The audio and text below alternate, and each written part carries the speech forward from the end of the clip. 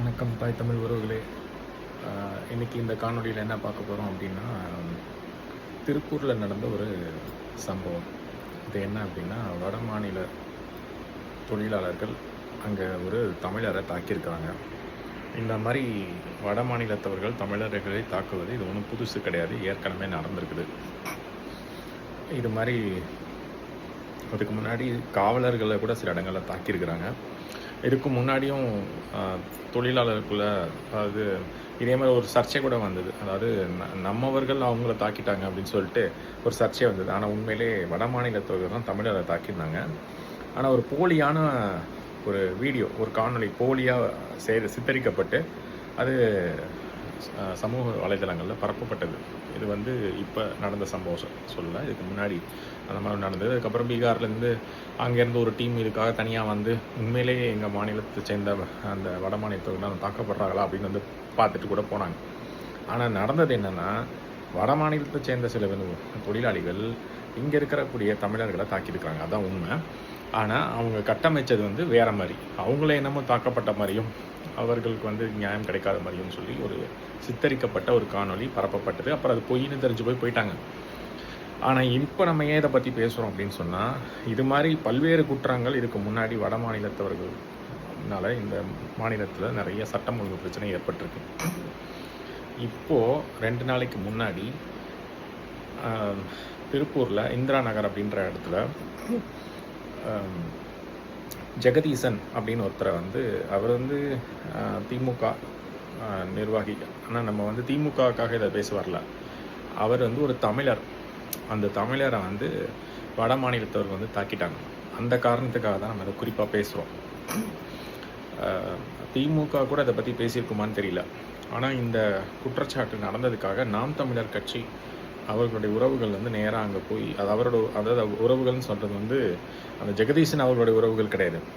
நாம் தமிழர் கட்சிகள் சொந்தங்கள் எல்லாம் ஒன்றா சேர்ந்து அந்த போராட்டத்தை முன்னெடுத்து வட மாநில தொழிலாளர்கள் செய்த தவறு, அவர்கள் மீது நடவடிக்கை எடுங்க, இன்னர் லைன் பெர்மிட் அப்படின்னு சொல்லக்கூடிய யார் உள்ளே வரா யார் வெளியில் போகிறா அப்படின்ற அந்த அதாவது உள் மாநிலங்களுக்குள்ளாரே வரக்கூடிய அந்த கடவுச்சீட்டுன்னு சொல்லக்கூடிய வெளிநாட்டுக்கு போனோம்னா கடவுச்சீட்டுன்னு ஒன்று இருக்குல்ல, அது மாதிரி இங்கே உள்ளே வருவதற்கு அந்த அனுமதி கொடுக்கணும், அந்த இன்னர் லைன் பெர்மிட் அப்படின்றத கொடுக்கணும் அப்படின்னு சொல்லி அவங்க வலியுறுத்தி போராடினாங்க. ஆனால் இது எந்த ஊடகத்துலேயும் வரலை. அவங்களுடைய சமூக ஊடகங்களை தவிர எந்த ஒரு பெரிய ஊடகங்களையும் இந்த செய்தியாகவே வரல. இல்லை, நான் தெரியாமல் தான் கேட்குறேன், இந்த ஊடகங்கள்லாம் என்ன பண்ணிகிட்டு இருக்குது இந்த மாதிரி விஷயங்கள்லாம்? அதுவும் ஒரு இதே ஒரு தமிழர் வட மாநிலத்தோர் அடிச்சிருந்தா எல்லா சேனல்லையும் ஃப்ளாஷ் நியூஸாக வரும்ல.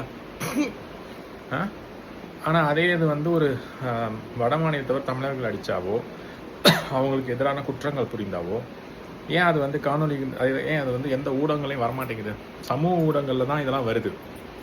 அதே மாதிரி நாம் தமிழர் கட்சி ஒரு நல்ல விஷயத்தை, எந்த ஒரு கட்சியும் இப்போ இவங்களுக்கு யார் வாக்கு செலுத்தினா, மக்கள் யாருக்கு வாக்கு செலுத்தினாங்களோ அந்த கட்சிகள் கூட அங்கே போராட்டம் பண்ணல. ஆளாக போய் போராட்டம் பண்ணது, மக்கள் பக்கம் நின்னது நாம் தமிழர் கட்சி. இதுலேருந்தே தெரியுதுல்ல யார் மக்களுக்காகவும் மண்ணுக்காகவும் நிற்கிறாங்க, யார் வாக்கு அரசியலும் தேர்தல் அரசியலும் விளம்பர அரசியலும் பண்ணிட்டு இருக்காங்கன்றது தெரியுதுல்ல. திமுக, அதிமுக, தாவேக, அந்த 3 கட்சியுமே வாக்கு அரசியல், செய்தி அரசியல், சேவை அரசியல், விளம்பர அரசியல் தான் பண்ணிட்டு இருக்கு. இப்போ இந்த சம்பவம் நடந்து 2 நாள் ஆச்சு. என்ன நடவடிக்கை திரு விஜய் அவர்கள் எடுத்திருக்கிறாரு? இதில் அவருடைய பார்வைக்கு போகலையா? மாநிலத்துக்குள்ளார இப்படி ஒரு சட்டம் ஒழுங்கு பிரச்சனை நடந்துகிட்டு இருக்குது. நாங்கள் சிங்கப்பெண் சிறப்பு படை திட்டம் அமைச்சிருக்கிறோம், போதைப் பொருள் தடுப்பு திட்டம் அமைச்சிருக்கோம். ஆனால் அது மட்டும் பண்ணால் பத்துமா? அது மட்டும் பண்ணால் போதுமா? அதுக்குள்ளாரே அங்கே 2 கற்பழிப்பு சம்பவம் நடந்துருச்சு. நான் ஏற்கனவே நேற்று காணொலியில் சொல்லியிருந்தேன். இப்போது இந்த சம்பவம் அரங்கிருக்கு. இதுவும் நடந்து 2 நாள் ஆச்சு. நம்ம அதுக்கு முன்னாடி உள்ள விஷயங்களை பற்றி பேசிகிட்டு இருந்தோம், சட்டமன்ற நிகழ்வுகளில். ஆனால் அதுக்குள்ளார பார்த்தீங்கன்னா மாநிலத்துக்குள்ளே வரிசையாக பிரச்சனைகள் வருது. கொள்ளை சம்பவங்கள் நிறைய நடந்திருக்குது. 2 கற்பழிப்பு சம்பவங்கள் இப்போ நம்ம சொல்லியிருக்கோம். தெரிஞ்சு 2ன்னு எத்தனை நடந்திருக்குன்னு தெரில. அதுக்குள்ளார வட மாநில தொழிலாளருக்கும் தமிழர்களுக்கும் நடுவில் ஒரு சண்டை. இது மாதிரி ஏற்கனவே நடந்திருக்குது. காவல்துறையெல்லாம் கூட தாக்கியிருக்கிறாங்க. ஆனால் இப்போ அதுவும் பெரிய பிரச்சனையாச்சு. ஆனால் இப்போ ஒருத்தர் அடிக்கிறதுக்கு அவங்க என்ன பண்ணியிருக்காங்கன்னா, 2 பேரும் தெருவுக்குள்ள நின்று வாக்குவாதம் பண்ணி பேசிக்கிட்டு இருந்திருக்காங்க. அவங்க சம்பளம் சார்ந்து ஏதோ ஒரு பிரச்சனையெல்லாம் அவங்களுக்குள்ளார ஒரு வட மாநிலத்தினரும் இன்னொரு வட மாநிலத்தினரும் பேசிக்கிட்டு இருந்திருக்காங்க. அவங்களுக்குள்ள ஏதோ தகராறு பிரச்சனை. அதை ஒருத்தர் கேட்க போயிருக்காரு. அதை அந்த ஜெகதீசன்றவர் போயிட்டு என்னப்பா நீங்கள் என்ன வீட்டில் ரோட்டில் இருந்துக்கிட்டு எப்படி கத்திக்கிட்டு இருக்கீங்க, கொஞ்சம் ஓரமாக தள்ளி போய் நின்று பேசுங்க, அதுக்கு இப்படி சத்தம் போட்டு கத்திக்கிட்டு பேசிகிட்டு இருக்கீங்கன்னு போய் கேட்க போயிருக்காரு. கேட்க போனவர்கிட்ட வாக்குவாதமாக இருக்குது. வாக்குவாதம் அப்படி கொஞ்சம் ரெண்டு தரப்புலையும் பேச போக அது கை கலப்பாக மாதிரி இருக்குது. இதுக்குள்ளார அங்கே ஒருத்தன் பேசிகிட்டு இருக்கும்போது இன்னொருத்தன் போய் ஒரு அங்கே பக்கத்தில், ஏன்னா அந்த இப்போ திருப்பூர்ன்றது வந்து தமிழர்களுடைய ஒரு இடமா இல்லை வந்து வடக்கர்களுடைய இடமான்றது அந்தளவுக்கு சந்தேகம் வர அளவுக்கு மாறிடுச்சு. அந்த அளவுக்கு அங்கே வந்து வடமாநில தொழிலாளர்கள் அங்கே பணியமர்த்தப்பட்டிருக்காங்க. இப்போது இந்த வாக்குவாதம் நடந்தோன்னு அவன் என்ன பண்ணியிருக்கிறான், ஒருத்தர் அவங்க கூட வாக்குவாதம் பண்ணியிருக்கான், இன்னொருத்தர் என்ன பண்ண அவங்களுக்குள்ள அடிச்சுட்டு இருந்தாங்கன்னா இவர் போய் சண்டை போடாதீங்கப்பா, இங்கே சத்தம் போடாதீங்க, அங்கிட்டு போய் பேசுங்க அப்படின்னு சொல்லி அனுப்பிச்சிருக்காரு. இந்த பிரச்சனையில் அவங்க ரெண்டு ஒன்று கூட்டிட்டு ஒருத்தர் இங்கே பேசிகிட்டு இருக்காரு, இன்னொருத்தன் போய் அவன் கூட்டம் அதுதான் அங்கே தான் நிறைய பேர் இருக்காங்கல்ல, உடனே ஃபோன் பண்ணது மட்டும் இல்லாமல் நேராக போய் சில பேரை கூட்டிகிட்டு வந்திருக்கான். அந்த ஒருத்தர் அடிக்கிறதுக்கு 100 பேர். வெக்கமாக இல்லை அவங்களுக்கு? அந்த நபர் வந்து ஒருத்தர் அடிக்கிறதுக்கு இத்தனை பேர். சரி, அது ஒரு பக்கம் இருக்கட்டும். இவங்க எதுக்கு இங்கே வந்திருக்கிறாங்க? வேலை பார்க்க வந்திருக்கிறாங்க, அதுவும் பொழைக்க வந்த இடம். அவங்கள இந்த மாதிரி தான் சொல்லணும். இனிமேல் வந்து நம்ம வந்து அப்படியே கௌரவமாலாம் சில பேரை பேசிகிட்டு இருக்கக்கூடாது. யாராக இருந்தாலும் தப்புனா தப்பு தான்.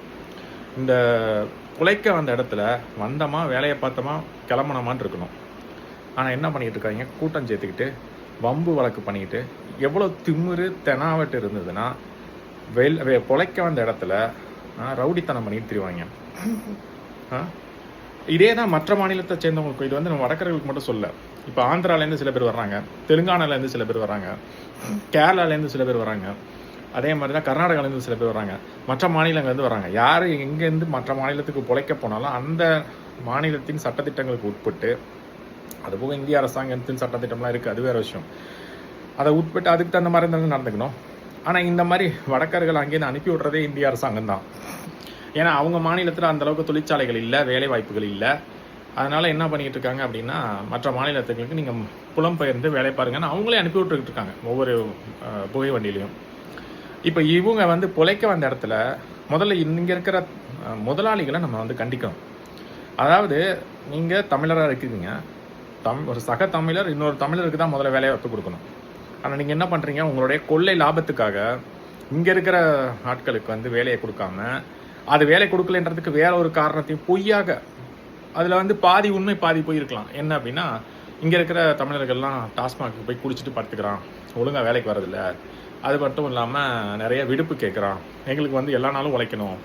முதல்ல நீங்கள் தெரிஞ்சுக்கங்க, 240 நாள் தான் வந்து ஊழியர்கள் உழைக்கணும். அவங்களுக்குன்னு கொடுக்க வேண்டிய அந்த விடுப்புகள் நியாயமாக கொடுக்கணும். ஒரு நாளாவது வாரத்தில் விடுப்பு கொடுக்கணும். 4 நாட்கள் வச்சுக்கிட்டா கூட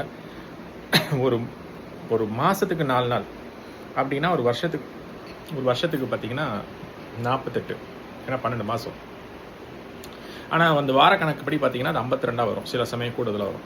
அந்த 52, அதாவது கூடுதலான சொல்கிறது வந்து இப்போ 31 நாட்கள்லாம் சில மாதங்களில் வருது இல்லையா? ஸோ அந்த வகையில் பார்க்கல 52 நாட்கள் விடுப்பு வரும். இது போக அவங்களுக்கு கட்டாயமாக கொடுக்க வேண்டிய அந்த விடுமுறைன்னு இருக்குது.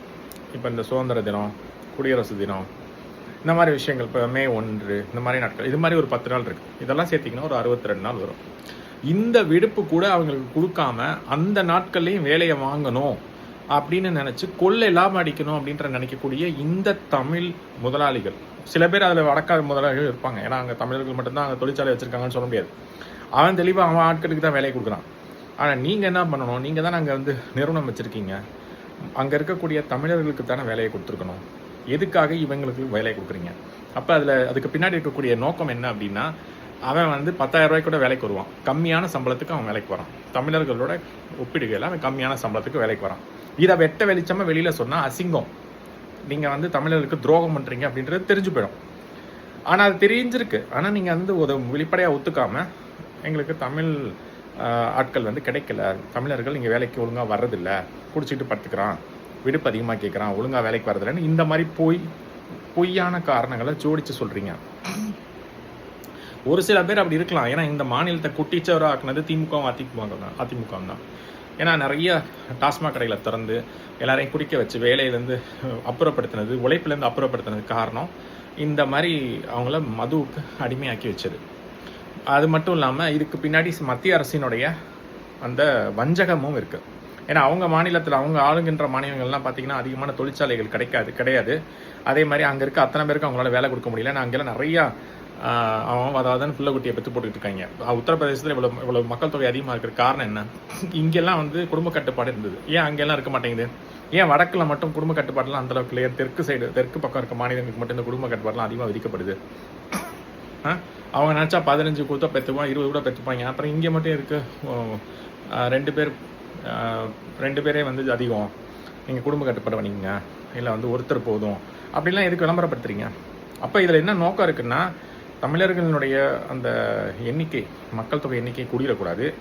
அதே நேரத்தில் அடிமைப்படுத்தணும், அவங்களுடைய உழைப்பிலேருந்து அப்புறப்படுத்தணும், மாதுக்கு இதெல்லாம் வந்து அடிமையாக்கி வச்சுக்கணும். அதாவது மது மட்டும் இல்லை, இப்போ கஞ்சா, போதை, அப்புறம் இந்த மற்ற மட்கா, குட்கான்னு என்னென்னமோ இருக்குது, அதெல்லாம் வந்து அதுக்கெல்லாம் அடிமையாக்கி அவங்க அப்படியே அந்த உழைப்பில் இதில் வேறு அந்த 100 நாள் வேலை திட்டம் வேறு, இதை நான் அதை இன்னொரு காணொலியில் பேசியிருப்பேன்.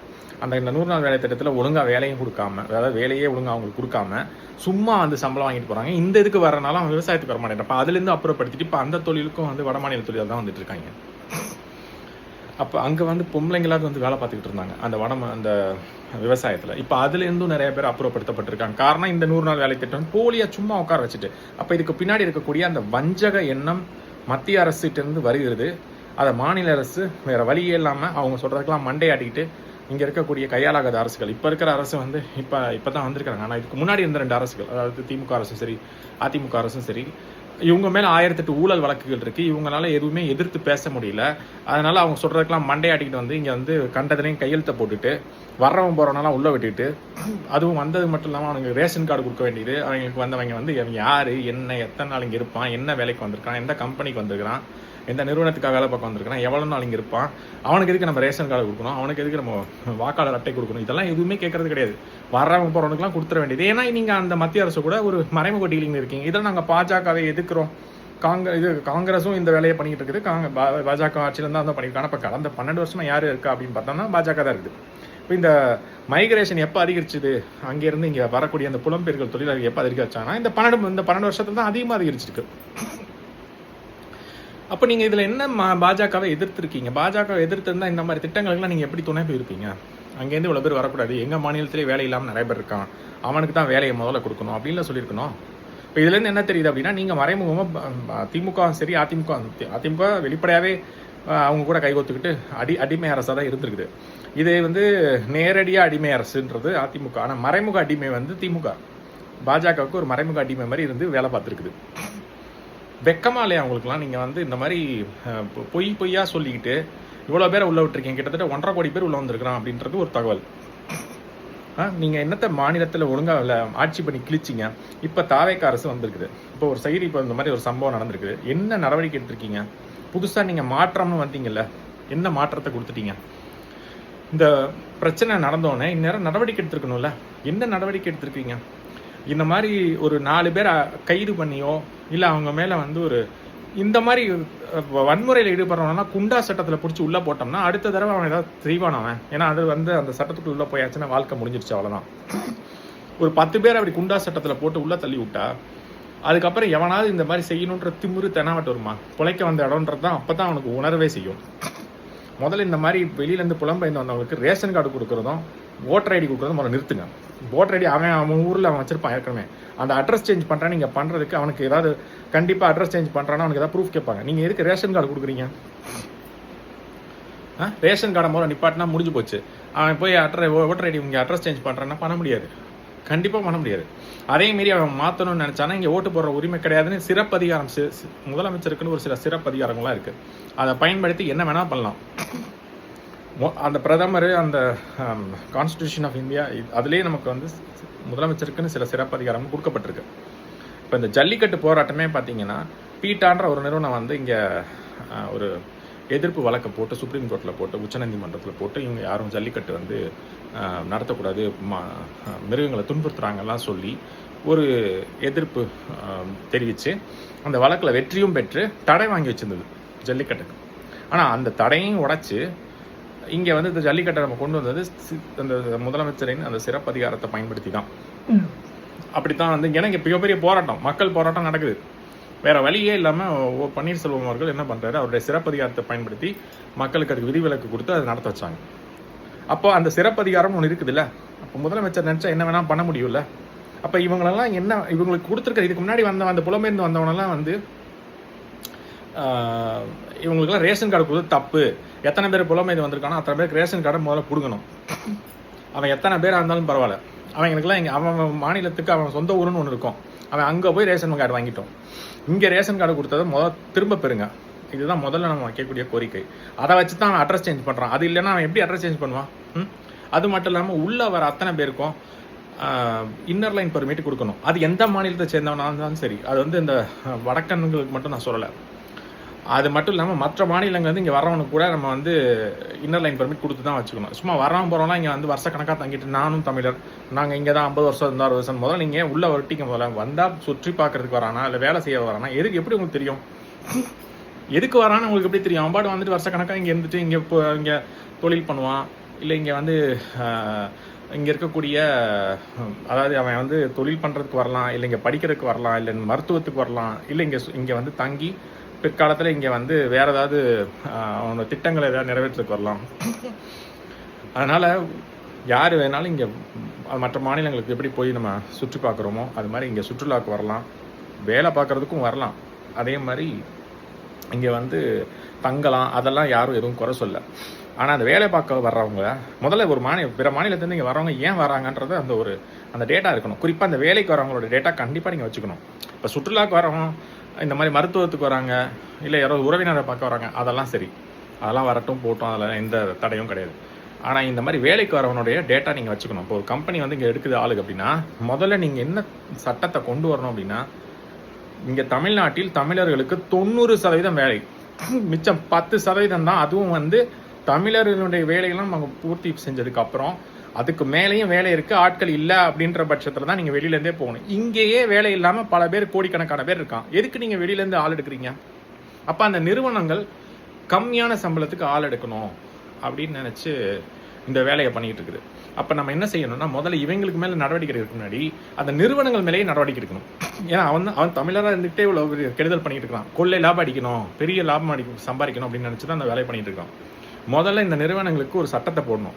நீங்கள் 90% 95% கூட வைக்கலாம், ஆனால் 90% சொல்லுவாங்க. ஏன்னா 10 மக்கள் நம்ம தமிழர்களும் உலகெங்கும் மற்ற மாநிலங்களையும் பரவி வாழ்கிறாங்கன்ற அந்த ஒரு காரணத்துக்காக தான் அந்த 10% குறைச்சி 90% தமிழர்களுக்கு இங்கே தமிழ்நாட்டில் வேலை கொடுக்கணும்.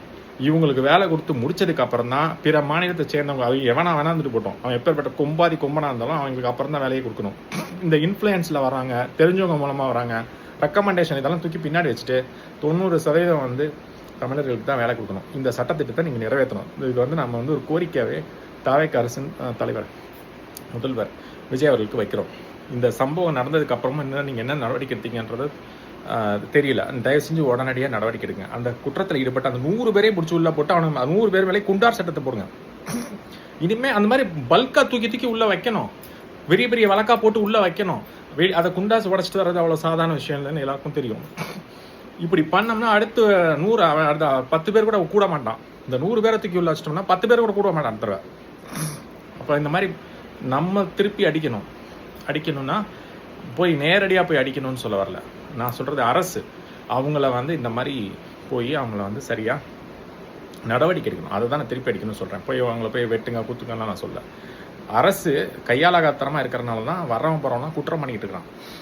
அரசே வந்து ஒரு பயங்கரமான டெரராக நின்றுச்சுன்னு வச்சுக்கோங்க, அவனெல்லாம் ஏதாவது பண்ண முடியுமா? வர்றதுக்கே பயப்படுவான் உள்ள. அந்த நிலைமையில தான் இருக்கணும். அப்படி இருந்தால் தான் வந்து வந்தோமா வேலையை பார்த்தோமா. இப்போ நீங்கள் சவுதிக்கு போகிறீங்க, எப்படி பயந்து போயிட்டு சவுதியில் போய் வேலையை பார்த்துட்டு வர்றாங்க. ஏதாவது ஒன்று வாயை திறக்க முடியுமாங்க? துபாயில் இருக்கிற மாதிரி சவுதியில் இருக்க முடியாது இல்லையா? அங்கே வந்து அவன் படுதா போடுனா போட்டு தான் ஆகணும். அவனுடைய ரிலீஜியஸ் முறைப்படி அவன் என்ன சொல்கிறானோ, அதாவது அவங்க சுதந்திரமும் கொடுத்துருக்காங்க, ஆனால் அதே நேரத்தில் கட்டுப்பாடுகள் பயங்கரமாக விதிச்சிருக்காங்க. அங்கே இருக்கிற மாதிரி சட்டத்திட்டங்கள் இங்கே வந்தால் தான் திருந்துவானுங்க, இல்லைனா திருந்த மாட்டானுங்க. தாவேக அரசு அந்த நடவடிக்கை எடுக்குமா இல்லையான்றதை நம்ம பொறுத்திருந்து பார்க்கணும். இந்த காணொலி வாயிலாக நம்ம கோரிக்கை வைக்கிறோம். தென்னாவட்டா திமிர்த்தனமாக மற்ற மாநிலங்கள்லேருந்து இங்கே வந்து உட்காந்துக்கிட்டு கண்டபடி ஆடிக்கிட்டு இருக்கவங்களுக்குலாம் இந்த மாதிரி நடவடிக்கை எடுத்தீங்கன்னா தன்னால் திருந்திடுவானுங்க. ஒன்று பொட்டி பொடிக்க எடுத்துகிட்டு அவன் மாநிலத்துக்கு போயிடுவான், இல்லைனா வந்து இங்கே பொத்திக்கிட்டு இருப்பான். ரெண்டில் ஏதாவது ஒன்று நடக்கும். இது ரெண்டுமே இல்லாமல் அவங்கள ஆட வெட்டி வேடிக்கை பார்த்துட்டு இருந்தீங்கன்னா அப்போ இந்த அரசு கையாளாகாத அரசு இல்லை வந்து பாஜகவுக்கு துணை போகுது. ஏன்னா அவங்க திட்டம் தான் இது. இவனெல்லாம் ஏன் இங்கே விட்டுருக்கான்னு நினைக்கிறீங்க? 2 விஷயம் ஒன்று இங்கே நடக்கிறது.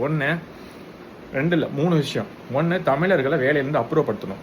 ஏன்னா அவன் எல்லா இடத்துலேருந்தும் தமிழர்களை அப்புறப்படுத்திட்டான். இந்த ஒட்டுமொத்த இந்தியாவும் சொந்தம் கொண்டாடுறதுக்கு ஒரே ஒரு இனத்துக்கு மட்டும்தான் உரிமை இருக்குது, அது தமிழனும். மிச்சம் எல்லாரும் வெளியிலேருந்து வந்தவன் தான். ஏன்னா இது நாவலந்தீவுன்னு இருந்தது. இந்த ஒட்டுமொத்த இந்தியாவும் தமிழர்களின் கட்டுப்பாட்டில் இருந்தது. இந்த புறம்போக்கு கூட்டம் ஒரு கூட்டம் ஒன்று வந்துச்சு, நான் பேர் சொல்ல விரும்பல அது எந்த கூட்டம்னு.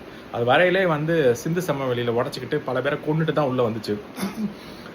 அந்த கூட்டம் தான் வந்து இப்போது பல்வேறு இடங்களில் பரவி வருது. அவங்க தான் வந்து என்ன பண்ணுறாங்க அப்படின்னா, எங்கெங்கெல்லாம் தமிழர் இருக்காங்களோ அவங்களெல்லாம் அடிச்சு துரத்திக்கினே வந்து அவங்கள விரட்டி விட்டுக்கிட்டு, அது போக மற்ற நாடுகள்லையும் வாழ்ந்துட்டு இருந்தாங்க. இப்பயும் சில நாடுகளில் நல்ல நிலைமையில் இருக்கிறவங்களும் இருக்காங்க. ஆனால் சில இடங்களில் வந்து போராட்டங்கள்லாம் பண்ணி அங்கே உள்ளூர் மக்கள் வந்து துரத்தி விட்டாங்க. அந்த வகையில் பார்த்தா பர்மான்னு எடுத்துக்கலாம். நீங்கள் பர்மாவில் வந்து நல்லா செழிப்போட தமிழர்கள் வாழ்ந்தாங்க. ஆனால் அவன் வந்து அவனுடைய கோரிக்கை நியாயமானது தானே. இப்போ அவன் என்ன நினைக்கிறான்னா, பர்மா வந்து நான் ஒரு உதாரணத்துக்காக சொல்கிறேன், அவங்க மாநிலத்தில் அதாவது அவங்க நாட்டில் அவங்களுக்கு வந்து வேலை கிடைக்கல, ஆனால் வழியிலேருந்து வந்தவங்களாம் நல்லா சிறப்பாக வாழ்கிறாங்க, அதை பார்க்குறான். அப்போ நம்ம நாட்டில் நமக்கு வேலை இல்லை, யாரோ வராங்க அவங்களாம் நல்லா இருக்காங்க அப்படின்னு பார்க்கும்போது தான் ஒரு புரட்சி வெடிக்குது. இந்த மாதிரி ஒரு சூழல் வரும்போது அந்த இடத்துல புரட்சி வெடிக்க ஆரம்பிச்சிடும். அது வந்து ஒரு குறிப்பிட்ட அளவு வரைக்கும் தான் அந்த ஸ்ட்ரெஸ் மக்கள் தாங்கிட்டு இருப்பான். ஒரு நாள் புரட்சி வெடித்து பொங்கி இருந்துவான். அந்த மாதிரி பர்மாவில் அந்த புரட்சி வரும்போது வெளியிலேருந்து வந்தவங்களாம் கிளம்புன்னு சொல்லி அடிக்க ஆரம்பிச்சிட்டான். எல்லாம் ஒன்று கூடி அடிக்க ஆரம்பிச்சாங்க. அப்புறம் அங்கே இருந்து அத்தனை பேரும் கிளம்பிட்டாங்க. அப்படி அந்த மாதிரி புரட்சி வெடிக்கும் போது என்ன ஆகும்னா, இவன் பல கோடி சொத்துக்களை சேர்த்து வச்சிருப்பான், பல்வேறு வீடுகள் இருக்கும், வாகனங்கள் இருக்கும், எதையும் தூக்கிட்டு வர முடியாது. ஏன்னா அந்த புரட்சி அடிக்கும் போது அவன் உயிரை பொழைச்சா போதுன்னு எல்லாம் வெளியில் வந்துடுவான். அப்படித்தான் நிறைய பேர் விட்டுட்டு வந்தாங்க. ஆனால் அவனுடைய புரட்சி நியாயமானதான்னு கேட்டால் உண்மையிலே நியாயமானது. செஞ்ச முறை தவறு, ஆனால் வந்து நியாயமானது. ஏன்னா அவன் நாட்டில் அவனுக்கு வேலை இல்லைங்கும் போது அவன் கொந்தளிப்பால. இதே தானே இப்போ அமெரிக்காவில் ட்ரம்ப் என்ன பண்ணிட்டு இருக்காரு, அமெரிக்கன்ஸ் ஃபர்ஸ்ட், மற்றவங்களாம் நெக்ஸ்ட் அப்படின்ட்டார்ல. அது வந்து உண்மையிலே கரெக்ட், சரியான விஷயம் தான். ஏன்னா அவங்க நாட்டுக்கு அவங்க நாட்டின் மக்கள் தான் வந்து முதல்ல கவனிக்கப்படணும். அவங்கெல்லாம் தெருவில் இருக்கு. இப்போ நம்ம கொல்கட்டாக்கு வெளியில் நிறைய பேர் தெருக்களில் வந்து வாழ்வாங்க இல்லையா, அந்த மாதிரி ஒரு சூழல் இப்போ அமெரிக்காவில் இருக்குது. அவ்வளோ பேர் வந்து வேலை இல்லாமல் இருக்கான். அவன் என்ன பார்க்குறாங்க, இந்தியன்ஸ் இங்கே வராங்க, நல்ல வேலையெல்லாம் பார்க்குறாங்க, இங்கே வந்து நல்ல சம்பளத்தை வாங்கிக்கிறாங்க, நல்லா சொகுசாக இருக்காங்க, நம்மலாம் வந்து கஷ்டப்பட்டுட்டு இருக்கோம்னு அவன் அப்படி யோசிக்கிறான். அதனால தான் அங்கே வந்து ட்ரம்ப்பை தேர்ந்தெடுத்துக்கு காரணமே அதுதான். ஆனால் அதுக்காக நான் அவருக்கு சப்போர்ட் பண்ணுறேன்லாம் இல்லை, நம்ம ட்ரம்ப்பெல்லாம் நம்ம சப்போர்ட் பண்ணல. அவர் இப்போ நடந்துக்கிற விதத்தை பார்த்தா அந்த நாட்டு மக்களே வந்து வெறுப்பில் இருக்காங்க. சரி, இப்போ நம்ம வந்து இந்த விஷயத்துக்கு வருவோம். இப்போது இந்த மாதிரி வெளியிலேருந்து வந்த கூட்டம் இந்தியா முழுவதும் பழகி அந்த தமிழர்கள் அங்கங்கே துரத்தி அடிச்சு இங்கே கொண்டாந்து வச்சாங்க. இங்கேயும் அந்த தமிழ் இடத்துலையும் அந்த ஒட்டுமொத்த இளைஞர் தமிழர்களுக்கு சொந்தமானதான்.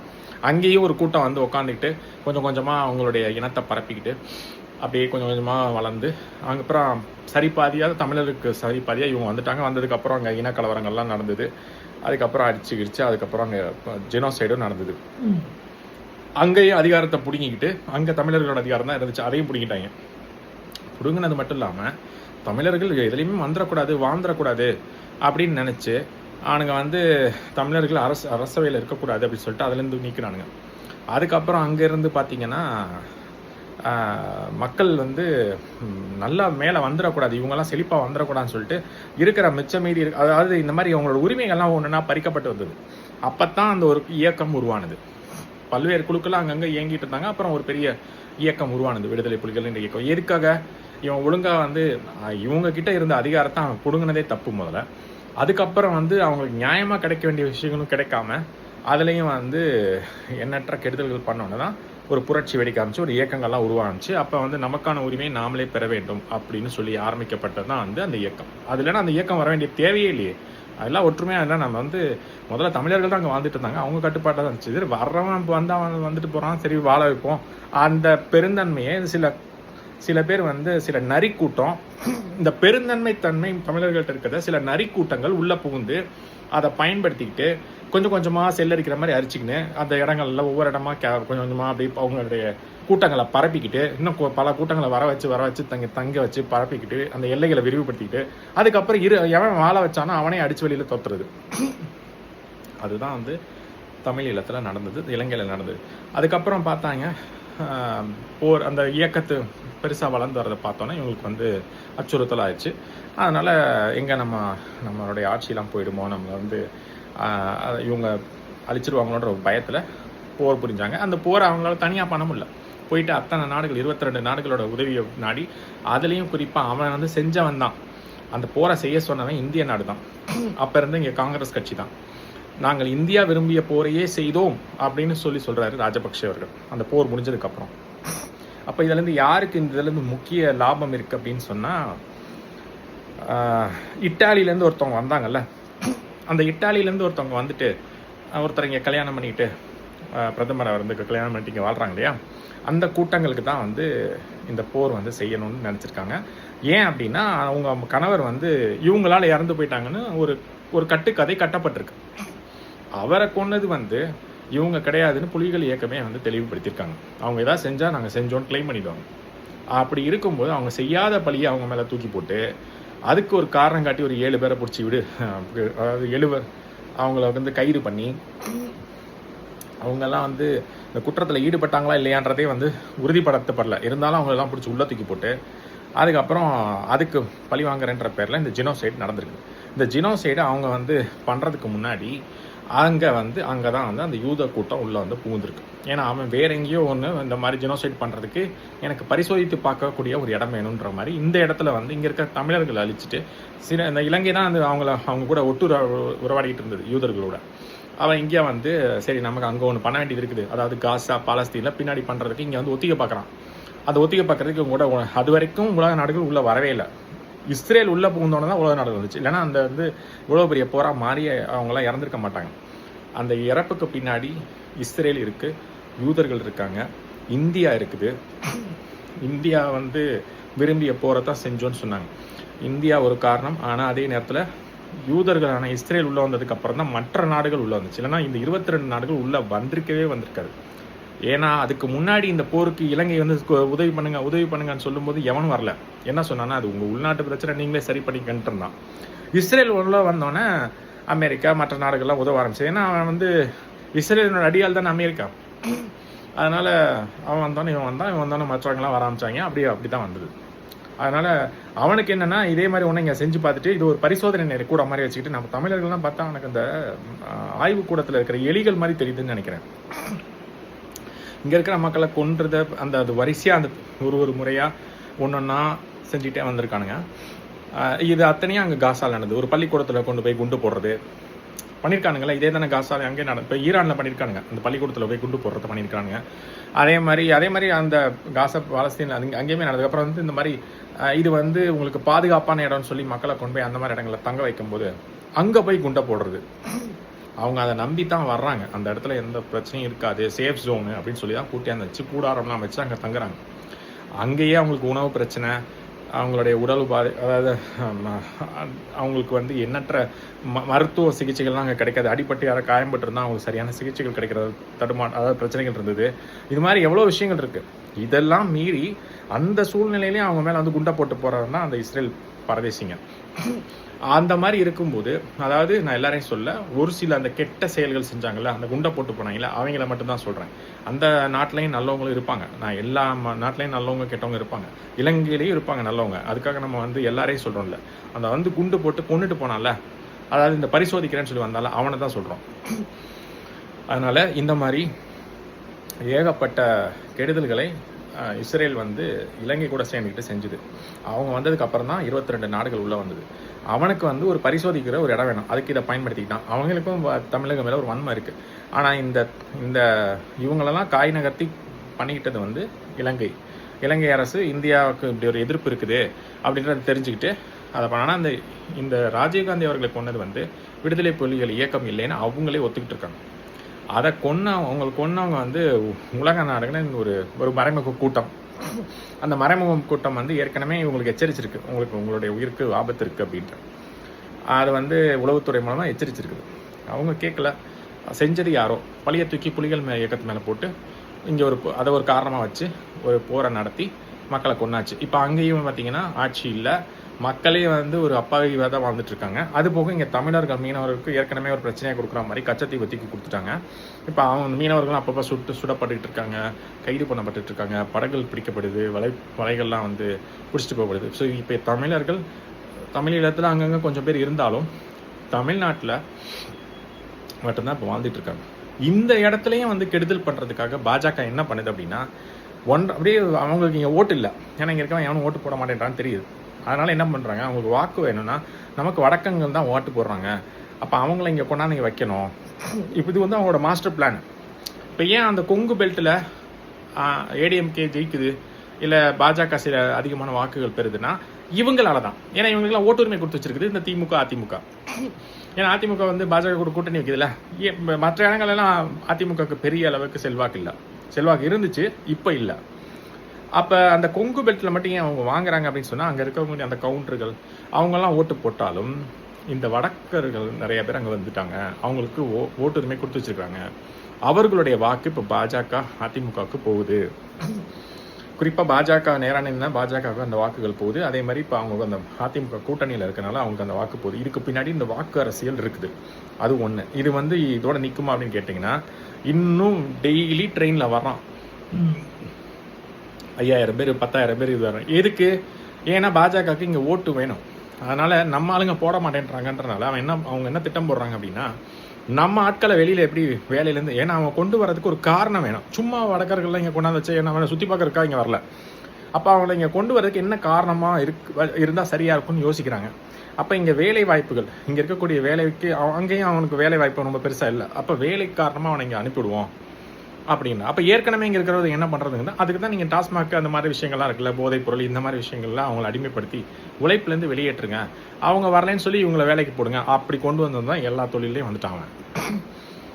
சாதாரண ஒரு பானிபூரி கடை, ஒரு குல்ஃபி ஐஸு, அப்புறம் சொட்டு விற்கிறவன், அதுக்கப்புறம் வந்து இந்த சின்ன சின்ன பொருட்கள்லாம் இப்போ வச்சுட்டு விற்கிறாங்க. இப்போ விவசாய தொழிலுக்கு வந்துட்டாங்க.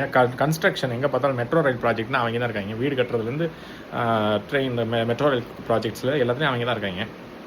அது போக இந்த திருப்பூர் பனியன் கம்பெனிஸு, இது போக மற்ற நெசவு தொழிலில் கூட அவங்க வந்துட்டாங்க. இப்போ எல்லா இடங்கள்லையும் இப்போ அது போக இந்த ஹோட்டல் இண்டஸ்ட்ரி, ரெஸ்டாரண்ட் இந்த மாதிரிலாம் பார்த்திங்கன்னா அவங்களோட உணவு பழக்கம் தான் இப்போ நிறைய வந்துருக்குது. அந்த மாதிரி நிறைய அந்த ரெஸ்டாரண்ட்ஸ் ஹோட்டல்ஸ்லேயும் அவங்க வர ஆரம்பிச்சிட்டாங்க. இந்த மாதிரி உணவு விடுதிகள் இதுலேயும் வர ஆரம்பிச்சோன்னா என்ன ஆகுது அப்படின்னா, எல்லா தொழிலையும் கிட்டத்தட்ட அவங்க கால் ஊண்டிட்டாங்க. இதனால என்ன ஆகுதுன்னா, அவங்களுடைய எண்ணிக்கை அதிகரிச்சுட்டே போகுது நாளுக்கு நாள். அந்த திமிரில் தான் வந்து அவங்க இந்த மாதிரி வேலையை பண்ணுறது. காரணம் என்னென்னா, நமக்கு நிறைய பேர் இங்கே வந்துட்டான், நமக்கு ஒரு பிரச்சனைனா வர்றதுக்கு ஆள் இருக்குது, அந்த திமிரு தானே தான். இப்போ வந்ததே ஒரு கொஞ்சம் பேர் தான் அப்படின்னா அடக்கி வாசிப்பாங்க. இப்போ நிறைய பேர் பெருகிட்டாங்கல்ல. இப்போ வந்து அது எனக்கு கட்டுக்கடங்காமல் போயிட்டுருக்குது. 50 லட்சம் பேர், 60 லட்சம் பேர், 70 லட்சம் பேர். அது வந்து 1.5 கோடின்னு சொல்கிறாங்க. திருப்பூரில் மட்டும் எவ்வளோ பேர் இருக்காங்க அப்படின்னா 70 லட்சம் பேர்னு சொல்கிறாங்க. அது எந்தளவுக்கு உண்மைன்னு நமக்கு தெரியல. நமக்கு சில ஊடகங்கள் அந்த தகவல் வந்து அவ்வளோ பேர் அங்கே இருக்கிறான்னா, அப்போ அவனுக்கு வந்து எவ்வளோ பெரிய நெட்வொர்க் இருக்கும். இவங்க வந்தால் வேலைக்காக மட்டும் வரல. இவங்க என்ன பண்ணுறாங்க அப்படின்னா, அந்த எல்லா வடக்கு மாநில தொழிலாளர்கள் மட்டும் அப்படி சொல்ல, எல்லா வடக்கன்ஸையும் அப்படி சொல்ல, ஒரு சில பேர் வந்து என்ன பண்ணுறாங்கன்னா குற்றத்தில் ஈடுபடுறாங்க. இப்போ இந்த புகை வண்டியில் போகும்போது தேவையற்ற பிரச்சனைகளை பயணிகளுக்கு ஏற்படுத்துகிறாங்க. கண்ட இடத்துல இந்த பான் பராக் இதெல்லாம் போட்டு துப்புறது. அதுபோக இந்த போதைப் பொருள் தமிழ்நாட்டில் அதிகமானதுக்கு அவங்க ஒரு காரணம் அப்படின்னு சொல்லப்படுது. ஏன்னா அதுக்கு முன்னாடி இந்த அளவுக்கு புழக்கங்கள் இல்லை. இப்போ எப்போ பார்த்தாலும் கடந்த ஒரு 5-6 ஆண்டுகளாகவே இந்த பேச்சு அதிகமாக கேள்விப்படுறோம். அதே நேரத்தில் இவங்க புலம்பெயர்ந்து வந்ததும் இந்த கடந்த ஒரு 7-8 ஆண்டுகளாக தான் அதிகமாக வர்றாங்க. மோடி அவர்கள் வந்து அங்கே ஆட்சி பொறுப்பேற்று 2014 உட்காந்ததுக்கு அப்புறமே இவங்க அதிகமாக வர ஆரம்பிச்சிட்டாங்க. ஏன்னா அவங்களுக்கு வந்து பார்க்குறாங்க, ஏன்னா ஒரு லாங் டேர்மில் இங்கே வந்து நமக்கு நிறைய ஓட்டுகள் வேணும் அப்படின்னா இங்கே வந்து கொஞ்சம் கொஞ்சமாக வடக்கர்களை குடியமர்த்திக்கிட்டே இருங்க, அப்போ தான் வந்து நமக்கு பிற்காலத்தில் வாக்கு கிடைக்கும். அவங்களுடைய லாங் டேர்ம் பிளானு. அவங்க வந்து இந்த தேர்தலில் ஜெயிக்காமல் இருந்திருக்கலாம், ஆனால் பின்னாடி ஒரு 5 வருஷமோ 10 வருஷமோ 15 வருஷமோ 20 வருஷமோ கழிச்சு ஜெயிக்கிறதுக்கு இப்போவே திட்டம் போட்டு ஆட்களை கொஞ்சம் கொஞ்சமாக சேர்த்துக்கிட்டே வராங்க. அப்போ அதுதான் வந்து இதுக்கு பின்னாடி இருக்கக்கூடிய அவங்களுடைய சதி திட்டம். அதுக்கு தான் இவங்களுக்கு இங்கே வந்தோடனே ரேஷன் கார்டு கொடுக்கப்படுது, ஓட்டர் ஐடி கொடுக்கப்படுது. ஏன்னா அவன் வேலையை பார்க்குறதுக்காக மட்டும் அவங்களை இங்கே அனுப்பிச்சுடல. ஒரு பக்கம் அவன் அங்கே சும்மா வேலை இல்லாமல் இருந்தானா அங்கேயே குற்றங்கள் செய்கிறதுக்கு வாய்ப்பு இருக்குது. அது இல்லாமல் அவங்களுக்கு வருமானம் இருக்க மாட்டேங்குது. அதனால் என்ன பண்ணுறாங்க, அவனை இங்கே அனுப்பிச்சுட்டு வேலைக்குன்னு சொல்லி அவங்க எல்லாரும் செழிப்பாக வாழணும், அங்கே இருக்க இவங்களோட குடும்பங்கள் அங்கே செழிப்பாக வாழணும் அப்படின்னு சொல்லிட்டு இவனை இங்கே வேலைக்கு அனுப்பிச்சு இவனுக்கு வேலை கொடுத்து சம்பளம் கொடுத்து இங்கே தங்குற இடங்கள் சாப்பாடெலாம் கூட சில இடங்களில் கொடுக்குறாங்க இல்லையா, அதை பெற்றுக்கொண்டு அதோட அந்த பணங்களை அனுப்புகிறாங்க. அவங்க நல்லா அங்கே வாழ்கிறாங்க. அதுக்கடுத்து இன்னொன்று என்னென்னா, இந்த முதலாளிகளுக்கு இவங்க கம்மியான சம்பளத்துக்கு வேலை பார்க்குறனால முதலாளிகளுக்கு ஒரே குஷி. ஏன்னா நமக்கு வந்து தமிழர்கள்னா 20,000 கொடுக்க வேண்டியதில்லை, இவன் 10,000 ரூபாய்க்கு வேலை பார்க்குறான், நமக்கு காசு மிச்சம். இவன் வந்து வருஷத்தில் ஒரு தடவை 2 தடவை தான் இல்லை வெளியூர் அவனோட மாநிலத்துக்கு விடுப்புக்குன்னு போகிறான், மிச்சம் 4 தூரம் இங்கேயே கிடக்கிறான். அதனால் நமக்கு எப்போ பார்த்தாலும் இந்த விடுப்பு பிரச்சனைலாம் கிடையாது அப்படின்னு சொல்கிறாங்க. அதே மாதிரி இவங்க நம்ம தமிழர்களோட ஒப்பீடுகளில் இவங்க வந்து ரொம்ப அந்த மாதிரி குடிச்சிட்டு படுத்துக்கிறதோ இல்லை வராமல் இருக்கிறதோலாம் கிடையாது, வேலைக்கு வந்துடுறாங்க. ஆனால் தமிழர்கள் வந்து இந்த குடி பழக்கத்துக்கு அடிமையாக்கி வச்சு அவங்க வந்து வேலைக்கு வராமல், எல்லாரையும் அப்படி சொல்ல கொஞ்சம் பேர் அப்படி இருக்காங்க இல்லையா. இப்போ குடிக்க அடிமையானவங்க நிறைய பேர் இருக்காங்க தமிழ்நாட்டில். அது தமிழர்கள் தான், குறிப்பாக அந்த தமிழர்களை இதுலேருந்து அப்புறப்படுத்தினா தான் அவனை கொண்டாந்து வைக்க முடியும். அப்போ தானே இந்த முதலாளிகள்லாம் இந்த காரணத்தை சொல்ல முடியும். அதான் சொல்லிட்டு இருக்காங்க, சொல்லி வச்ச மாதிரி ஒரே காரணத்தை சொல்லுவாங்க. எங்களுக்கு வந்து இவங்களாம் யாரும் வேலைக்கு ஒழுங்காக வரதில்லை, அதிகமாக விடுப்பு கேட்குறாங்க, குடிச்சிட்டு படுத்துக்கிறாங்க, யாரை கேட்டாலும் இந்த கதை தான் சொல்லுவாங்க. அதுக்கு பின்னாடி இருக்கிற உண்மையான அரசியல் என்ன, முதலாளிகளை பொறுத்த வரைக்கும் இவன் கம்மியான சம்பளத்துக்கு வேலை பார்க்குறான், ரொம்ப விடுப்பு கேட்கறதில்ல, இதுதான் காரணம். பாஜகவை பொறுத்த வரைக்கும் இவங்க இங்கே வர்றதுக்கு பின்னாடி இவங்களுக்கு இந்த ஓட்டை கொடுத்து இங்கே வாக்கை கொடுத்துட்டு அவங்களுக்கு வாக்கு உரிமை, அந்த வாக்குரிமை வந்தோடனே அவங்கள வச்சு பிற்காலத்தில் நம்ம வாக்கு அறுவடை பண்ணிக்கலாம் அப்படின்ற அந்த திட்டத்தோடு தான் அவங்க இங்கே அனுப்பி விட்றது. இன்னொன்று அங்கே அவங்களுக்கெல்லாம் வேலை கொடுக்க முடியல எல்லாருக்கும், இங்கே அனுப்பிச்சி விட்டா அவன் பாட்டு இங்கே வேலை கிடச்சிச்சின்னு சொல்லிட்டு இந்த சம்பளத்தை வச்சு அங்கே குடும்பத்தை அனுப்பிட்டு அவன் பாட்டு வாழ்ந்துட்டு இருப்பான்.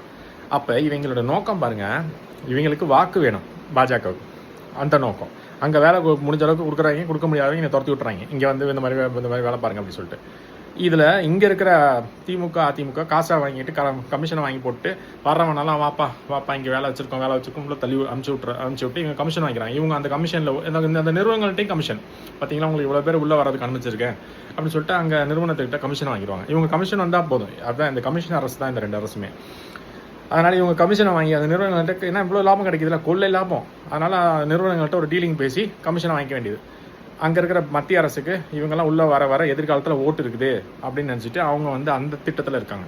இந்த நிறுவனங்கள் கொள்ளை லாபம் கிடைக்குதுன்னு அவங்க அந்த திட்டத்தில் இருக்காங்க. வர்றவனுக்கு நமக்கு வேலை கிடைக்குதுன்றான், அவனுக்கு ஒரு கூட்டம் இங்கே நெட்வொர்க் ஃபார்ம் ஆயிடுது. கொஞ்ச நாள் கழிச்சு அவனே சில தொழிலை ஆரம்பிக்கிறான், அவன் வந்து தொழில் செய்யறதுக்கு வந்தவன் தொழிலதிபராக மாறிடுறான். இப்போ இதில் யாருக்கு பிரச்சனை அப்படின்னு பார்த்தீங்கன்னா, சுற்றி தமிழர்களுக்கு தான் பிரச்சனை. என்ன பண்ணுறாங்க, உழைப்புலேருந்து வெளியேற்றுறாங்க, மதுக்கு அடிமையாக்கி வச்சிருக்கிறாங்க, வேலை கிடைக்க மாட்டேங்குது. காரணம் அவன் இந்த கம்மியான சம்பளத்துக்கு வந்துடுறான். உங்களுக்கு நியாயமான சம்பளம் கிடைச்சி வேலை கிடைக்க வேண்டிய வேலை கிடைக்கிறதில்ல. அந்த வேலையை அந்த சம்பளம் கொடுக்கக்கூடாதுன்றதுக்காகத்தான் டாஸ்மாக ஒரு காரணமாக சொல்லிக்கிட்டு அந்த முதலாளிகள் உட்காந்துட்டு இருக்கிறாங்க. காரணம் அவரும் ஒரு தமிழராகவே இருந்தாலும் இந்த இடத்துல வந்து லாப நோக்கத்தான் பார்க்கறதை தவிர சக தமிழன் அப்படின்றது எண்ணம் இல்லை. இந்த ஒற்றுமை இல்லாதனால தான் நாசமாக போயிட்டுருக்கு நாடு. அதே மாதிரி அந்த ஆட்சியில் இருக்கிறவங்க நம்ம மக்கள் இவங்க தான் நமக்கு தேர்ந்தெடுத்திருக்காங்க, வாக்கு செலுத்தி இவங்களுடைய நலன் தான் முக்கியம்னு நினைக்கல. நமக்கு அந்த முதலாளி வந்து நமக்கு அந்த கமிஷன் கொடுக்குறானா போதும், மத்திய அரசு வந்து நம்ம இந்த மாதிரி ஒத்துதுறனால நம்ம மேலே இருக்க வழக்குகளை நோண்டாமல் இருக்குதா, ரெய்டு விடாமல் இருக்குதா, அது போதும். அதான் அவங்களோட நோக்கம். எவ்வளோ ஒரு கீழ்த்தரமாக கேவலமாக இந்த அதாவது மாநிலத்தை ஆள்றவங்களும் அந்த மத்தியில் ஆள்றவங்களும் இருக்காங்க அப்படின்றது இதுலேருந்தே தெரியுது. இந்த அளவுக்கு கேவலமாக நடந்துக்கிறவங்களாம் அப்புறம் எப்படி பேசுறது, இப்படி தான் பேசி ஆகணும். இதுதான் உண்மை, அவங்களுடைய உண்மை முகம் இதுதான்.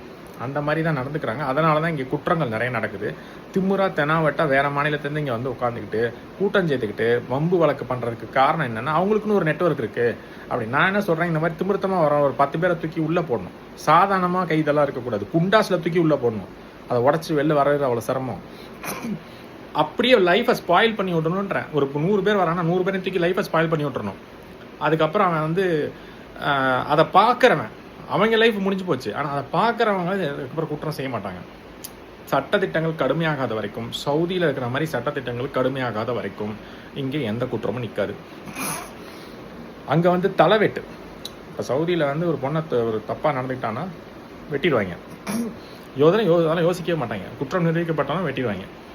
அந்த மாதிரி திட்டங்கள் இங்கே வந்துச்சுன்னா எவனா கை வைப்பானா? அதுதான் சொல்கிறேன். சட்டத்திட்டங்கள் அங்கே அவங்களுக்கு ஏன் தெரியாதா? மற்ற நாடுகள் எல்லாம் இவ்வளோ ஃப்ரீடம் இருக்குது, சுதந்திரம் இருக்குது, நம்மளும் அந்த மாதிரி இருந்துக்கலாமே. ஏன் அவங்க மட்டும் அவ்வளோ கடுமையாக வச்சுருக்கிறாங்க? ஏன்னா அப்போ தான் வந்து அங்கே வந்து ஒழுக்கமாக நடந்துப்பாங்க, அவங்க ஒழுக்கத்துக்கு முக்கியத்துவம் கொடுக்குறாங்க, சுதந்திரத்துக்கு முக்கியத்துவம் கொடுக்கல. இங்கே சுதந்திரன்ற பேரில் ஊரில் இருக்கிற புறம்போக்கு, அதாவது எல்லாரையும் சொல்ல, சில புறம்போக்குகள் இந்த சுதந்திரத்தை பயன்படுத்தி ஊரில் சில கெடுதல் பண்ணக்கூடிய நபர்கள் இருக்காங்கல்ல, அந்த புறம்போக்குகள் அந்த சுதந்திரத்தை பயன்படுத்தி தவறான செயல்பாடுகளில் ஈடுபடுறாங்க. அந்த அந்த சுதந்திரம் தான் அந்த தப்பு செய்கிறதுக்கு காரணம். இன்னொன்று நெட்வொர்க்கு, நமக்கு கூட நிறைய பேர் இருக்காங்க, ஆதரவு இருக்காங்க, அதாவது உதவி பண்ணுறதுக்கு இருக்காங்க அப்படின்ற அந்த திமிரு. இந்த 2 விஷயந்தான் வந்து அவங்கள தப்பு பண்ண வைக்குது. அதுவும் இல்லாமல் அரசு வந்து பெருசாக நடவடிக்கை எடுக்க மாட்டேங்குது, அதாவது கடுமையான நடவடிக்கை எடுக்க மாட்டேங்குது. சும்மா காலையில் கைது பண்ணி சாயங்காலம் விடுறது இல்லை ஒரு வீர செயல். பூச்சி உள்ளே போட்டு அவன் 3 மாதத்துக்கு 6 மாதத்துக்கு வெளியில் 1 வருஷத்துக்கு வெளியில் வரணும்னு பண்ணிவிடணும். அவனோட அந்த 1 மாதம் சம்பளம் போச்சுல்ல, அவன் இங்கேருந்து அனுப்பிட்டு இருப்பான். அந்த குடும்பம் அங்கே நடுத்தரவில் நிற்கும்ல, அந்த பயம் வரல. அவன் வேலைக்கு தானே வந்திருக்கிறான், அவனை நம்பி அங்கே ஒரு குடும்பம் இருக்குதுல்ல. அவன் என்னதான் வந்து எல்லாம் தனித்தனியாக வந்தாலுமே அவங்களுக்கு ஒரு குடும்பம் அங்கே இருக்குல்ல. இவனோட சம்பளத்தை நம்பி அங்கே இருக்குல்ல. இவன் சம்பளம் அங்கே வரலன்னா அவங்க கேள்விக்க ஆரம்பிச்சிடுவாங்களே, அவன் இங்கே வர ஆரம்பிச்சிருவான். என்னாச்சு ஏதாச்சுன்னு பதவிட்டு வருவாங்கல்ல. அப்போ இவன் பண்ண வண்டவாளம் தெரியும்ல, அப்போ அந்த குடும்பமே வந்து இவன் பண்ண வேலை தெரிஞ்சு போயிடும். அப்போ என்ன ஆகும், அப்படி கொலாப்ஸ் ஆகும் குடும்பம். 2வது அவன் மேலே கடுப்பாவாங்க, நீ வேலை பார்த்தது போகும், வாப்பா அங்கே போகலான்னு கூட்டிகிட்டு போயிடுவாங்க.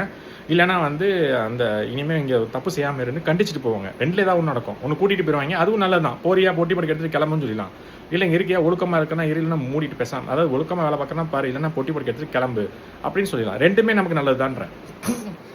ஒன்று இங்கே இருந்தால் பொத்திக்கிட்டு இருக்கணும் வேலை பார்க்குறாண்டா, இல்லைன்னா அங்கே போகிறாண்டா நீ வந்து போட்டி போட்டு எடுத்துகிட்டு போயிடு அப்படின்னு நம்ம வந்து இந்த மாதிரி கடுமையான சட்டத்திட்டங்கள் கொண்டு வந்தால் தான் திருந்துவாங்க. இல்லைன்னா இப்போ 100 பேர் கூப்பிட்டு வந்து ஒருத்தர் அடிச்சிருக்காங்களா, இப்போ நான் 1000 பேரை கூப்பிட்டு வந்து அந்த தெருவில் இருக்கவங்களையும் ஃபுல்லாத்தையும் அடிப்பாங்க. என்ன பண்ணுவீங்க? அப்போ வந்து அப்பயும் இந்த அரசு வந்து வேடிக்கை பார்த்துட்டு இருக்குமா? இல்லை அங்கே இருக்கிற காவல்துறை, இப்போ காவல்துறை வந்து அந்த கண்காணிப்பு கேமரால என்ன நடந்திருக்குன்றதை எடுத்து வச்சு பார்த்துட்டு அதை எடுத்துகிட்டு வந்து அது மேலே நடவடிக்கை எடுக்கிறேன்னு சொல்கிறாங்க. ஆனால் இதெல்லாம் ரொம்ப லேட்டு. அவனை கொன்றுதான் என்ன பண்ணியிருப்பாங்க? அவர் வர்றதுக்குள்ளாரே இவ்வளோ பெரிய சம்பவங்கள் நடந்து முடிஞ்சு. சரி, அந்த இடத்துல கொன்றுருந்தா யார் அதுக்கு அந்த அந்த இறப்புக்கு பொறுப்பு?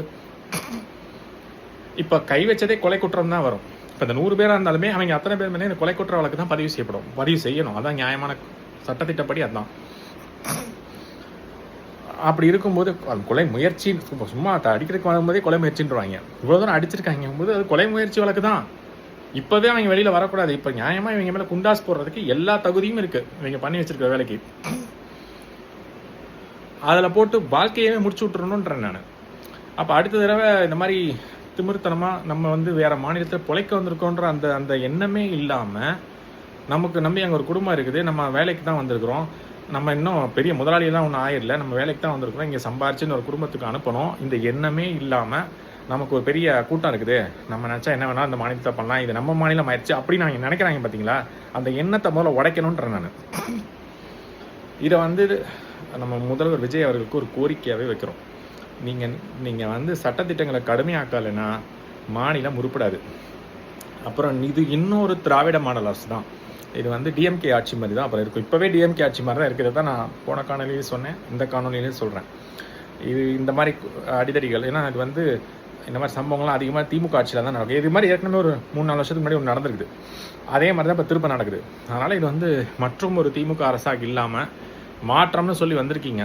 அப்போ இந்த மாதிரி நடவடிக்கைகள்லாம் நீங்கள் என்ன சொல்றீங்க? நானும் தப்பு பண்ண மாட்டேன், யாரையும் தப்பு பண்ண விட மாட்டேன் அப்படின்னு சொல்லிட்டு நீங்கள் வந்து இந்த படைகள்லாம் அமைச்சும் போதே ஏதோ ஒரு ஸ்ட்ரிக்ட் ஆக்ஷன் எடுக்கணுன்ற எண்ணம் உங்களுக்குள்ளே இருக்குது.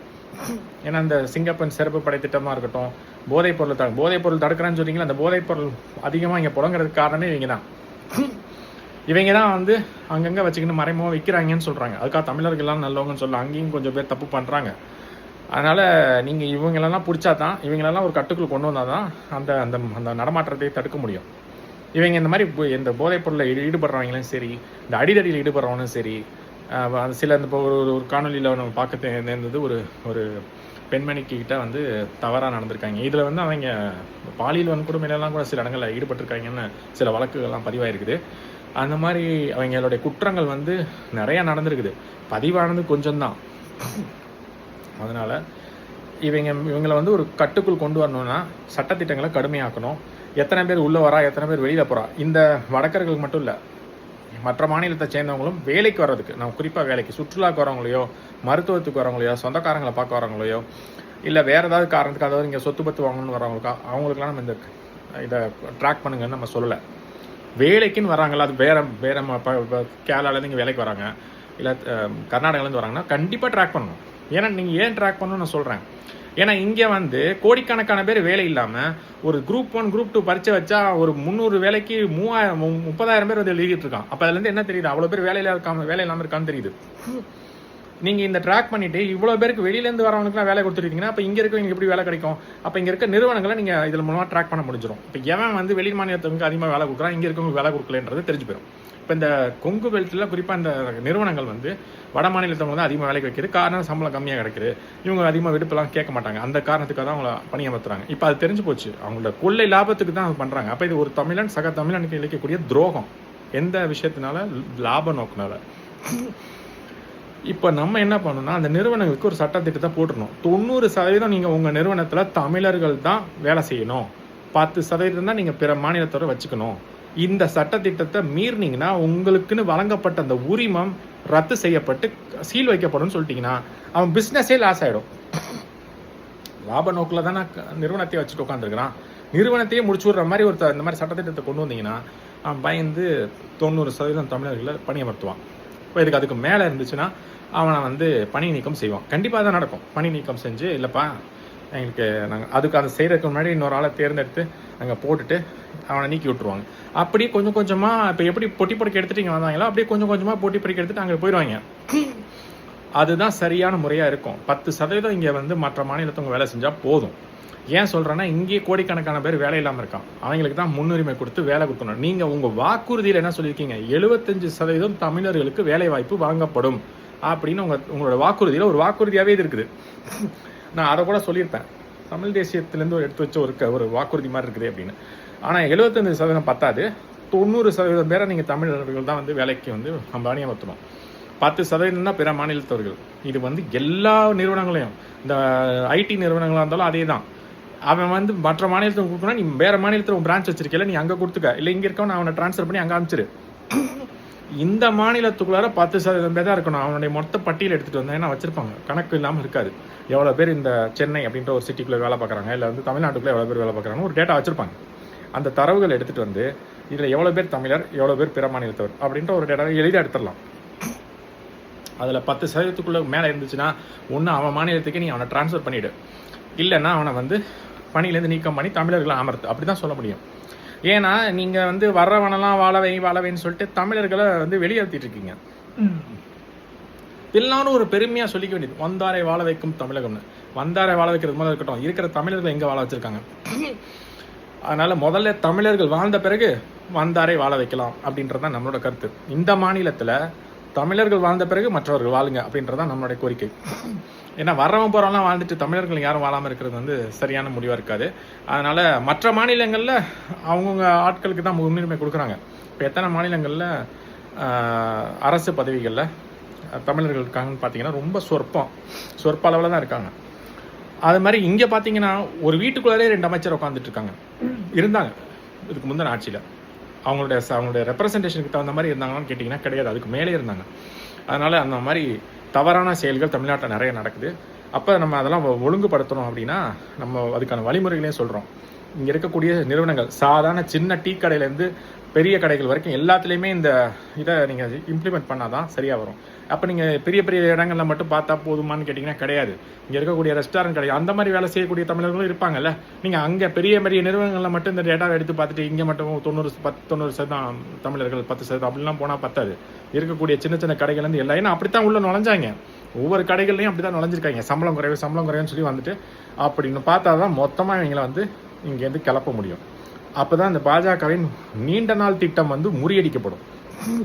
அவங்களோட நீண்ட நாள் திட்டமே இவங்களெல்லாம் அதிகமாக பணியமர்த்திட்டு தமிழர்களை வெளியில் துரத்திட்டு இவங்க இதை இன்னொரு ஹிந்தி மாநிலமாக மாற்றுறதுக்கு இன்னும் ஒரு விஷயம் தான் அவங்க பண்ணணும். தமிழ் மொழியை அழிச்சிட்டு ஹிந்தியை உள்ள திணிக்கணும். அதுக்கு தான் அந்த மும்மொழி கொள்கை, அதுக்கப்புறம் அந்த புதிய கல்வி, அதுக்கு தான் அதான் அவங்களோட அடுத்த ஸ்டெப்பு. இவங்கெல்லாம் உள்ளே வந்துட்டாங்களா, மொழியும் உள்ளே வந்துருச்சுன்னா ரொம்ப சுலபமாக இருக்கும் இவங்க வந்து போகையில் பிரச்சாரம் பண்ணுறதுக்கு. இப்போ ஒருத்தர் உட்காந்து டிரான்ஸ்லேட் பண்ண வேண்டியது இருக்குல்ல. அதனால் அவங்களோட நீண்ட நாள் திட்டம் முறியடிக்கப்பட வேண்டும். அதுக்கு நீங்கள் என்ன பண்ணணும், வரவன் போகிறவனெல்லாம் ட்ராக் பண்ணிவிட்டு எல்லாருக்கும் ஓட்டுரிமை எல்லாம் வெளியிலேருந்து வரவனுக்குலாம் ஓட்டுரிமை இங்கே கொடுக்கூடாது. நீ எங்கே இருக்கியோ அங்கேயே ஓட்டுரிமை வச்சுக்க, அங்கேயே வந்து ரேஷன் கார்டை வச்சுக்க, இங்கே நான் ரேஷன் கார்டு தரமாட்டேன் அப்படின்னே சொல்லிடணும். நீ இங்கே வந்தேன்னா வேலை பார்க்க வந்திருக்கியா, வேலை பார்த்துட்டு சாப்பிட்டு போயிட்டுரு. ஆனால் வந்து உனக்கு வந்து ரேஷன் கார்டு கொடுக்கப்பட மாட்டாதுன்னே சொல்லிவிடுங்க. நீ எங்கே பூர்வீகமோ அங்கே ரேஷன் கார்டு வாங்கிக்க, அங்கே ஓட்டர் ஐடி வாங்கிக்க, அந்த அட்ரஸை போட்டு நீங்கள் அங்கே வாங்கிக்க. அந்த ஓட்டர் ஐடி வச்சுட்டு இங்கே, ஏன்னா அந்த அட்ரஸில் இங்கே இருந்தால் இங்கே ஓட்டு போட முடியாதுல்ல, அவன் ஊருக்கு தான் போய் ஓட்டு போட முடியும். அது ரொம்ப முக்கியமான ஒரு விஷயம். அதுக்கு அடுத்து இந்த ஓட்டுரிமை கொடுக்கலனாவே பாஜகவோட திட்டம் 0 ஆகிடும், அங்கேயே முடிஞ்சு போச்சு. அந்த ரேஷன் கார்டு ஃபஸ்ட்டு கொடுக்காதீங்க, அதுக்கடுத்து ஓட்டுரிமை இங்கே கொடுக்காதீங்க. இதுக்கு வந்து தேர்தல் ஆணையம் உள்ள புகுந்து ஏதாவது ஒன்று பண்ணும். அதுக்கு முதல்ல நம்ம ரேஷன் கார்டு கொடுத்து அட்ரஸ் சேஞ்ச் பண்ணுறதுக்கு ஏதாவது வேணும்ல, நம்ம அங்கேயே கிடுக்குப்படி போட்டோம்னா முடிஞ்சு போச்சு, அவங்களால எதுவும் பண்ண முடியாது. அதை ஒன்று செஞ்சுருங்க, ரேஷன் கார்டை கொடுக்காதீங்க. இந்த மாதிரி வெளி மாநிலத்திலேருந்து இங்கே வரவங்களுக்கு ரேஷன் கார்டு இதுக்கு முன்னாடி கொடுக்கப்பட்டிருந்தாலும் பரிசீலனைப்பட்டு சில இதை திரும்ப பெறலாம். அதுக்கான அதிகாரம் அரசுக்கு இருக்குது. நீங்கள் அதே மாதிரி அந்த நிறுவனங்கள் 90% தமிழர்கள் தான் பணியமர்த்துறோம், 10% தான் வெளியே மாநிலத்தவங்க அப்படின்னு சொல்லி அந்த சட்டத்திட்டங்களை சாதாரண சின்ன கடையிலேருந்து பெரிய கடைகள், பெரிய நிறுவனங்கள் வரைக்கும், ஒரு சாதாரண டீ கடை ஆரம்பித்து பெரிய பெரிய ஐடி நிறுவனங்கள் வரைக்கும் இந்த சட்டத்திட்டத்தை கொண்டு வந்தீங்கன்னா தான், அப்படி அதை சின்ன கடைகளாக இருந்தாலும் அங்கேயும் ஒரு உரிமத்தோடு தான் அவன் நடத்துகிறான் இல்லையா. இப்போ ஒரு டீ கடையாக இருந்தாலுமே அவன்கிட்ட ஒரு உரிமை இருக்கும். அது இருந்தால் தான் அந்த வணிகர்கள் சங்கம்லாம் இருக்கு இல்லையா, அதுக்கு தான் வச்சுருக்காங்க வணிகர் சங்கம்லாம். அங்கே வந்து இந்த மாதிரி இத்தனை பேரை வந்து வடமாநிலத்தில் பணியமர்த்துறான் அப்படின்னா அவன் லாப நோக்கோடு தான் பணியமர்த்துறான். அதனால் அந்த பெரிய பெரிய நிறுவனங்கள்கிட்ட லைசன்ஸ் இருக்கும், உரிமை இருக்கும். அது எல்லாமே அரசு கொடுத்தனால தான் அவங்க வந்து நடத்த முடியுது. அது எந்த நேரம் வேணாலும் அரசு திரும்ப பெறுன்ற அந்த கிளாஸும் அந்த கையெழுத்து போட்டதுலேயே இருக்கும். எப்போ வேணாலும் அரசு இதை திரும்ப பெறுவதற்கு அரசுக்கு உரிமை இருக்குது. அப்படி இருக்கும்போது அதே மாதிரி ஒரு கட்டடத்தை இடிச்சுட்டு புதுசாக ஒரு கட்டடம் கட்டுறதுக்கும் அரசுக்கு உரிமை இருக்குது. அவன் ஏற்கனவே அங்கே வீடு கட்டியிருப்பான், இல்லை வந்து பில்டிங் கட்டி வச்சிருப்பான். அரசு தேவைக்கு வேணும்னா அவன் எப்போ வேணாலும் திருப்பி கொடுத்தாங்கன்னா இது எல்லா பத்திரப்பதிவு அந்த பத்திரத்துலேயே அந்த கிளாஸ் இருக்கும். அதனால் அவங்களோட இடமா இருக்கட்டும், அவங்களோட வீடுகளாக இருக்கட்டும், இல்லை வேலை பார்க்குற எல்லாமே இப்போ அரசு நினச்சா என்ன வேணால் பண்ணலாம். ஆனால் நான் என்ன சொல்கிறேன், அவங்களுக்கு வரவன் போகிறான், எத்தனை பேர் வரா எத்தனை பேர் போகிறான்ற அந்த ட்ராக் இருக்கணும் முதல் விஷயம். இன்னொன்று, அவங்களுக்கு வந்து 90% அந்த நிறுவனங்களில், நம்ம தமிழ் நிறுவனங்களாக சரி மற்ற நிறுவனங்களாக சரி, தமிழ்நாட்டில் வேற ஒரு ஆள் இங்கே வந்து தொடங்கினாலும் தமிழர்களுக்கு தான் 90% கொடுக்கணும். நீ உன் மாநிலத்தை ஆரம்பிச்சிங்கன்னா என்னவோ பண்ணிக்க. இங்கே வந்து ஆரம்பித்தா 90% தமிழர்களுக்கு தான் வேலை வாய்ப்பு கொடுக்கணும், 10% தான் பிற மாநில மக்களுக்கு கொடுக்கணுன்ற அந்த சட்டத்திட்டத்தை கொண்டு வந்து சாதாரண டீ கடையிலேருந்து பெரிய பெரிய ஐடி நிறுவனம் வரைக்கும் இந்த சட்டத்திட்டத்தை நீங்கள் இம்ப்ளிமெண்ட் பண்ணணும். நீங்கள் உங்கள் வாக்குறுதியிலே 75% சொல்லி வச்சுருக்கீங்க, நான் அதை 15% கூட்டி 90% சொல்கிறேன். ஏன்னா அவ்வளோ பேர் இங்கே வேலை இல்லாமல் இருக்காங்க. அவங்களுக்குலாம் வந்து ஏன்னா குரூப் 1 குரூப் 2 குரூப் 2ல் பார்க்குறவங்க எவ்வளோ பேர் வந்து தேர்வு எழுதுறான், தேர்வு எழுதிட்டு அதில் வந்து நிறைய பேர் கிடைக்காம இன்னும் வேலை தேடிட்டே இருக்காங்க. அதனால் இந்த முடிவு வந்து பல்வேறு நபர்களுக்கு, தமிழர்களுக்கு வேலை வாய்ப்பு கிடைக்க உதவும். ஒன்று. இன்னொன்று, இந்த நிறுவனங்கள் கொள்ளை இல்லாமல் அடிக்குது பார்த்தீங்களா, அது வந்து தவறுன்றதை அவங்களுக்கு புரிய வைக்கணும். ஏன்னா அவன் சாதாரணமாக செய்ய மாட்டான். நீங்கள் இந்த சட்டத்திட்டத்தை போட்டு 90% தான் நீங்கள் வந்து 90% தமிழர்களுக்கு வேலை வாய்ப்பு கொடுக்கணும், 10% பிற மாநிலத்துக்கு கொடுக்கணும், இல்லைன்னா அவங்க உரிமை ரத்து செய்யப்படும் சொன்னால் அவன் மாறிடுவான். அதே தான் சின்ன கடைகளுக்குமே சொல்கிறேன் நான், அவங்களுக்கு இருக்க உரிமை இல்லைன்னா வந்து இதில் இருக்க உங்கள்கிட்ட ஒரு காவல்துறைன்னு ஒன்று இருக்குது, என்ன பண்ணுறீங்க, அதை வச்சு நீங்கள் என்ன வேணால் பண்ண முடியும். ஏன்னா இப்போ அவன் இந்த 8 வழிச்சாலைக்கெலாம் வந்து ஒம்பு வழக்கு பண்ண முடியுது, இந்த மாதிரி விஷயங்களுக்கெல்லாம் அவங்கள பயன்படுத்த வேண்டிதான். அப்படி பண்ணும்போது ஆட்டோமேட்டிக்காக ஒவ்வொரு சின்ன சின்ன கடையிலேருந்து எல்லாம் மாறிடுவானுங்க. அப்படி செஞ்சோம்னா உடனே மாற மாட்டானுங்க. அதுக்கு ஒரு காலக்கெடு கொடுக்கணும்ல, ஒரு மாதமா 2 மாதமா 3 மாதமா எல்லா நிறுவனங்களும் அதுக்கு நேரம் கேட்கும். உடனே நாங்கள் இன்றைக்கே சொல்லி நாங்கள் அப்படிங்க நாளைக்கே மாற்றுறது அப்படின்னு கேட்பாங்க. ஒரு 3 மாதம் அவகாசம் கொடுத்து அது 3 மாதத்தில் மொத்தத்தையும் ட்ரான்ஸ்ஃபார்ம் பண்ணிடலான்னு நான். ஏன்னா அதுக்குள்ளே அவங்க ஒரு ஆளை எடுத்து அங்கே போட முடியும். அது இல்லாமல் இப்போ இங்கே இருக்கக்கூடிய தமிழர்கள் வேறு மாநிலத்தில் வேலை பார்த்துட்டு இருப்பான். இப்போ இந்த பெரிய பெரிய ஐடி உங்களுக்கே சொல்கிறேன், இங்கேருந்து சில பேர் வேறு மாநிலத்தில் வேலை பார்த்துருப்பான், பெங்களூரில் வேலை பார்த்துட்டு இருப்பான், ஹைதராபாத் வேலை பார்த்துருப்பான், இங்கே வந்து பிற மாநிலத்தில் வந்து வேலை பார்த்துருப்பான். நீ இங்கேருந்து அங்கே போயிடுப்பா, அங்கே இருக்கவன் நீங்கள் வர சொல்லியிருக்கேன்றேன். அது ரொம்ப சுலபம். அவன் மாநிலத்துக்கு அவன் போய் வேலையை பார்க்குறது நல்லது. அப்போ தான் வந்து இப்போ பெங்களூரில் இது ஒரு பிரச்சனையாக இருக்குது. கன்னடர்கள் என்ன நினைக்கிறாங்க, நம்ம மாநிலத்தில் வந்து எவன் வேணோ வந்து வேலை பார்க்குறான், எவன் வேணோ கோடி கோடியாக லட்ச லட்சமாக சம்பாதிக்கிறான், நமக்கு வேலை இல்லையே அப்படின்னு அவங்க நினைக்கிறாங்க சில பேர். இது வந்து நம்ம அவங்களுடைய சில காணொலிகளில் பார்க்க முடியுது. இதே தான் பல்வேறு நாடுகளையும் நடக்குது, பல்வேறு மாநிலங்களுக்குள்ளே இந்த பிரச்சனைகள் இருக்குது. அதனால் இங்கேருந்து இப்போ தமிழர்கள் நிறைய இடங்கள் இந்த நிறுவனங்கள் ஐடி நிறுவனங்களை சொல்கிறேன், இங்கேருந்து போய் வேறு மாநிலங்களை செல்லானா அவனை இங்கே வர சொல்லலாம், தப்பே கிடையாது. நீங்கள் இங்கே வந்துருங்க, 90% பூர்த்தி செய்கிறதுக்கு சொல்கிறேன். அந்த மாதிரி செய்யலாம். இல்லைனா புதுசாக நீங்கள் தமிழர்கள் இங்கேருந்து வேலைக்கு ஆள் எடுத்து பணியமர்த்தலாம், அது இன்னொரு வாய்ப்பு. இந்த மாதிரி ஃபஸ்ட்டு செய்யணும், அந்த நிறுவனங்கள் அந்த மாதிரி செய்யணும். அதுக்கு அடுத்து வந்து இந்த உரிமம் வந்து இது செய்யாமல் விட்ட நிறுவனங்களுக்கு உரிமம் ரத்து செய்யப்படும்னு அந்த சட்டத்திட்டத்தை நீங்கள் நிறைவேற்றணும். அதுக்கடுத்தது இந்த குற்றங்கள் செய்கிறவன் மேலே குண்டா சட்டை போடணும். அதுலேயும் வந்து இப்போ வெளி மாநிலத்திலேருந்து இங்கே வந்து ஒருத்தன் தப்பு செய்கிறான்னா அவன் மேலே இந்த மாதிரி குற்றம் சார்ந்த வழக்குன்னா அவன் மேலே கண்டிப்பாக குண்டாஸ் போடணும். அப்போ தான் அவனுங்க அடங்குவானுங்க. எவ்வளோ திமிரு தெனாவிட்டு இருந்தால் வேற ஒரு மாநிலத்துக்கு இங்கே வந்துட்டு இஷ்டத்துக்கு ஆடலாம்னு நினைக்கிறாங்கல்ல. அப்போ அப்படிலாம் பண்ண முடியாதுன்ற ஒரு பயம் வரணும்னா இந்த மாதிரி சட்டங்கள், இந்த மாதிரி வழக்குகள் அவன் மேலே பதிவு செஞ்சு உள்ளே தள்ளிடணும். அப்போ அவன் வாழ்க்கையை முடிச்சு விட்ட மாதிரி ஆயிரும். அதுக்கப்புறம் அப்படி செஞ்சிங்கன்னா தான் அவன் இங்கே வந்தாவே ஒரு வில்லங்க இருக்குது, நம்ம அடக்கி வாசிக்கணும் அப்படின்னு அவங்களுக்கு தோணும். இந்த சட்டத்திட்டங்கள் இருக்குனாவே அவன் எப்பவும் அப்படி சுதந்திரமாக சுற்றிக்கிட்டு இருந்திருப்பான்ல. இங்கே வந்தால் இங்கே வந்து நம்ம அப்படிலாம் இருக்க முடியாதுன்னு சொல்லிட்டு சில பேர் வேலைக்கே வரமாட்டான். ஒன்று. இன்னொரு குரூப் வந்து சரி நம்ம சமாளிச்சிருக்கலாம்னு சொல்கிறானும் அடக்கி வாசிப்பான். திமிருத்தனமாக எதுவும் பண்ண மாட்டாங்க. இந்த 2 வழியில் பண்ணால் அவங்களோட குற்றங்கள் குறைஞ்சி போயிடும். அதுக்கடுத்து இந்த புகை வண்டிகளில் வந்து நடுவில் திடுப்புன்னு ஒரு 10 பேர் 15 பேர் அங்கங்கே ஏறுறாங்க. டிக்கெட் வாங்குறானா வாங்கலையானே தெரியல. நிறைய பேர் வித்தவுட்லேயும் வர்றாங்க, சில பேர் வந்து அன்ரிசர்வ்டில் வராங்க. அன்ரிசர்வ் டிக்கெட்டை வாங்கிட்டு ரிசர்வ் கம்பார்ட்மெண்ட்டில் ஏறுறாங்க. அது ஒரு காணொலி பார்க்க நேர்ந்தது. ஒரு காணொலி இல்லாமல் நிறைய காணொலிகள் பார்க்க நேர்ந்தது. என்னென்னா, அங்கே ரிசர்வ்டில் பயணிக்கக்கூடிய பயணிகளை தாக்குறது, இல்லைனா வந்து தகாத வார்த்தைகளை பேசுகிறது, இல்லைனா செயின் பறிப்பு, ட்ரக்ஸு, இந்த மாதிரி விஷயங்கள்லாம் அங்கே தவறாக பயன்படுத்துகிறாங்க. அப்படி இருக்கும்போது இப்போ அங்கே வந்து காவலர்களே கிடையாது. ரயில்வே போலீஸ் அந்த ஸ்டேஷனில் தானே இருப்பாங்க. நடுவில் ஏறிடுறாங்க. எங்கேயாவது ஏறிட்டு உள்ளே வந்து வம்பு வழக்கு பண்ண வேண்டியது. அவங்களுக்குன்னு ஒரு கூட்டம் வேறு இருக்குது. அதனால் அவங்க அந்த திமிரில் பண்ண வேண்டியது. இப்போ இந்த மாதிரி இதுக்கு என்ன பண்ணலாம் அப்படின்னு நான் என்ன கேட்டிங்கன்னா, ஒரு கம்பார்ட்மெண்ட்டுக்கு ஒரு போலீஸை போட்டிருக்கேன். உங்ககிட்ட தான் ஏகப்பட்ட போலீஸ் ஃபோர்ஸ் இருக்குது இல்லை, இதுக்குன்னே ஒரு 30,000 பேரை எடுத்துருங்க. சிறப்பு போலீஸ் நம்ம தனியாக அவன் ரயில்வேஸில் கொடுக்குறானோ இல்லையோ, இந்த மாநிலத்துக்குள்ளே போகக்கூடிய எல்லா புகை வண்டிலையும் ஒரு கம்பார்ட்மெண்ட்டுக்கு ஒரு போலீஸ் உடனே புகார் தெரிவிக்கலாம். இல்லைனா ஒரு மொத்த ரயிலுக்கும் ஒரு சென்ட்ரலாக ஒரு ரிப்போர்ட்டிங் ஒரு சென்டர் மாதிரி போட்டுருங்க. அங்கே வந்து காவலர்கள் இருக்கணும். இப்போ இவங்க வந்து ஒரு கம்பார்ட்மெண்ட் இருக்காங்க, அவங்க எங்கேயோ இருப்பாங்கன்னு வச்சுட்டா கூட அந்த ஃபோனில் சொன்னால் அந்த கம்பார்ட்மெண்ட்டில் இங்கே வந்துடுவான். அது அந்த ஒரு இடத்துலேருந்து இன்னொரு இடத்துக்கு அந்த ஒட்டுமொத்தமாக ஒரு 30 கம்பார்ட்மெண்ட் வச்சுக்குவோமே, இல்லை 24லேருந்து 31 தான் இருக்கும் இல்லையா ஒரு புகை வண்டிக்கு. அவங்க அங்கேருந்து வரதுக்கு ஒரு 5 நிமிஷம் ஆகுமா, அவ்வளோதான், அதுக்குள்ளே வந்துடலாம். அப்படியே இல்லைனாலும் ஒரு கம்பார்ட்மெண்ட்டுக்கு நீங்கள் ஒரு போலீஸ்ன்னு போட்டிங்கன்னா குற்றமே நடக்காது. மீறி நடந்தால் அவங்க வந்து சுட்டுப்பிடுவாங்க. அதுக்கு தான் சொல்கிறேன், கன்மேன் இருக்கணும். அந்த போலீஸ்னால் சும்மா வெறும் குச்சியை மட்டும் வச்சுட்டு நிற்கக்கூடாது. ஏதாவது ஒன்று வரம்பு மீறி போச்சு, அதாவது கொலை செய்கிற மாதிரிலாம் போகிறாங்கன்னா பட்டுன்னு சுட்டுறணுன்றேன். கன் போலீஸ் தான் அங்கே நிற்கணும். ஒரு போலீஸ் ஒரு கம்பார்ட்மெண்ட் இருந்தாலும் வித் கன் தான் நிற்கணும். நினச்சா போடுற மாதிரி நிற்கணும். இப்படிலாம் சட்டத்திட்டங்கள் வந்தால் தான் குற்றம்னா செய்கிறதுக்கே பயப்படுவாங்க. எதுக்கு நம்ம செய்யணும்? எல்லா இடத்துலையும் இவ்வளோ போலீஸ் ஒரு ஒரு ஒரு ஒரு ஒரு ரயிலுக்குள்ளார 31 கம்பார்ட்மெண்ட்டில் 31 போலீஸும் கன்னோட நின்னா எவனாவது செய்வானா தப்பு?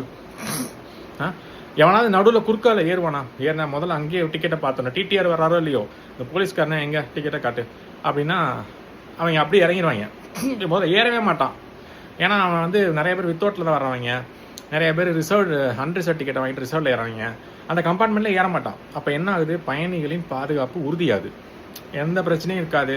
இப்போ இவங்க ஏன் இங்கே தமிழக நிறைய பேர் ட்ரெயினில் போக மாட்டேன்றாங்க அப்படின்னா, இப்போ ஜென்ட்ஸ் நிறைய பேர் போவாங்க, ஆனால் அந்த அதாவது மகளிர்கள் ஏன் அதிகமாக போகிறது இல்லைன்னா அங்கே வந்து இந்த மாதிரி பாதுகாப்பு பிரச்சனைகள்லாம் இருக்குன்றனால தான் இவங்க அதிகமாக பேருந்து பயன்படுத்துகிறாங்க.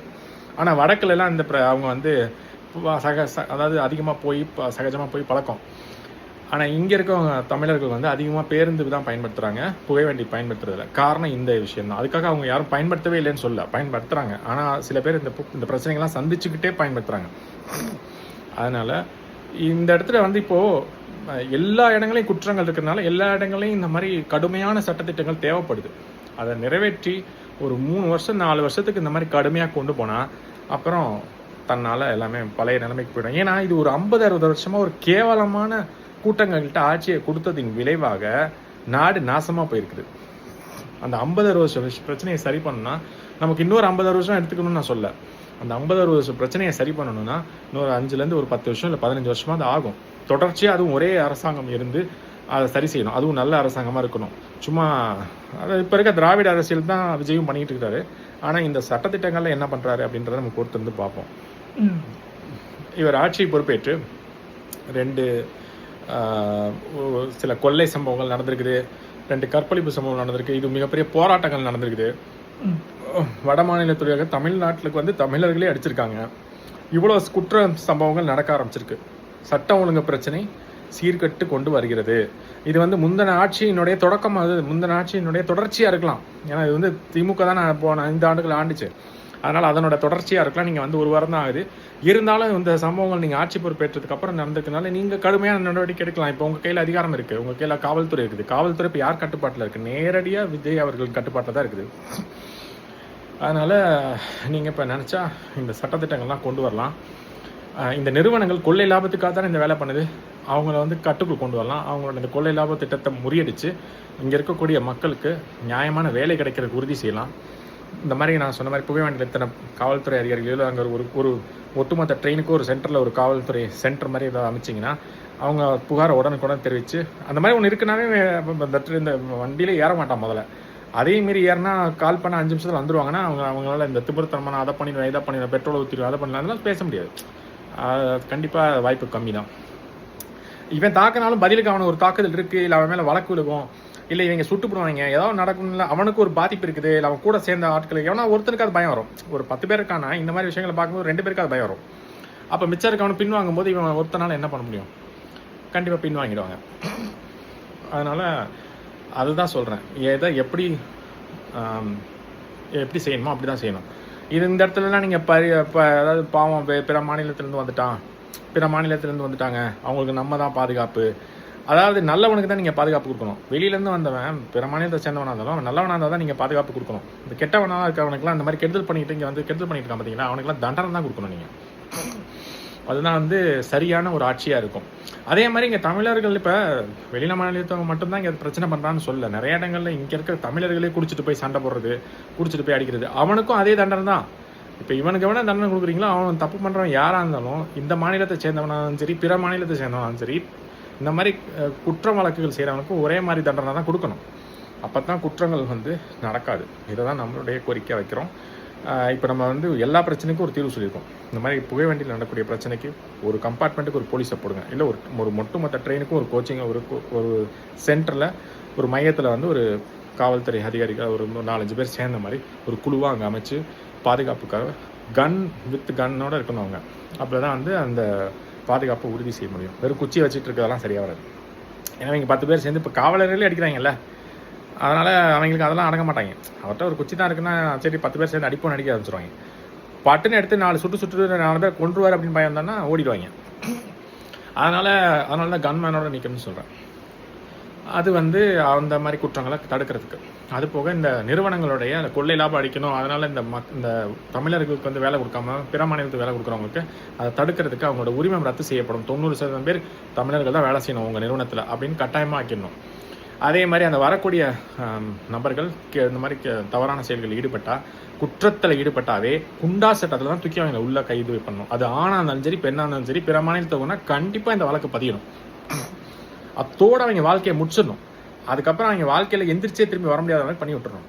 அந்த மாதிரி செஞ்சும்போது தான் அந்த விஷயங்கள்லாம் அந்த மாநிலத்தை சேர்ந்த முதலமைச்சர்களுக்கும் போகும். இந்த செய்திகள்லாம் இங்கேருந்து போனவங்க, பீகார்லேருந்து போனவங்க, உத்தரப்பிரதேசிலேருந்து போனவங்க, ஒடிசாலேருந்து போனவங்க, இந்த மாதிரி போனவங்கலாம் அங்கே கைது செய்யப்பட்டார்கள், அவர்கள் மேல் குண்டாசு வழக்கு படைந்ததுன்னு அந்த எந்த மாநிலத்துலேருந்து வந்தாங்களோ அவங்களுக்கு தகவல் தெரிவிக்கணும்ல. தெரிவிக்கும் போது இந்த விஷயத்தை சேர்த்து தெரிவிக்கணும். அப்போ இங்கேருந்து போகிறவங்கலாம் இவ்வளோ பேர் கைது செய்யப்படுறான், இவ்வளோ பேர் குண்டாசு வழக்கு இருக்குதுன்னு அவங்க பயப்படுவாங்க. அப்போ இங்கேருந்து ஒன்றும் அனுப்ப மாட்டாங்க, இல்லை அனுப்பிச்சவரை சொல்லிவிட்டு அனுப்புவாங்க.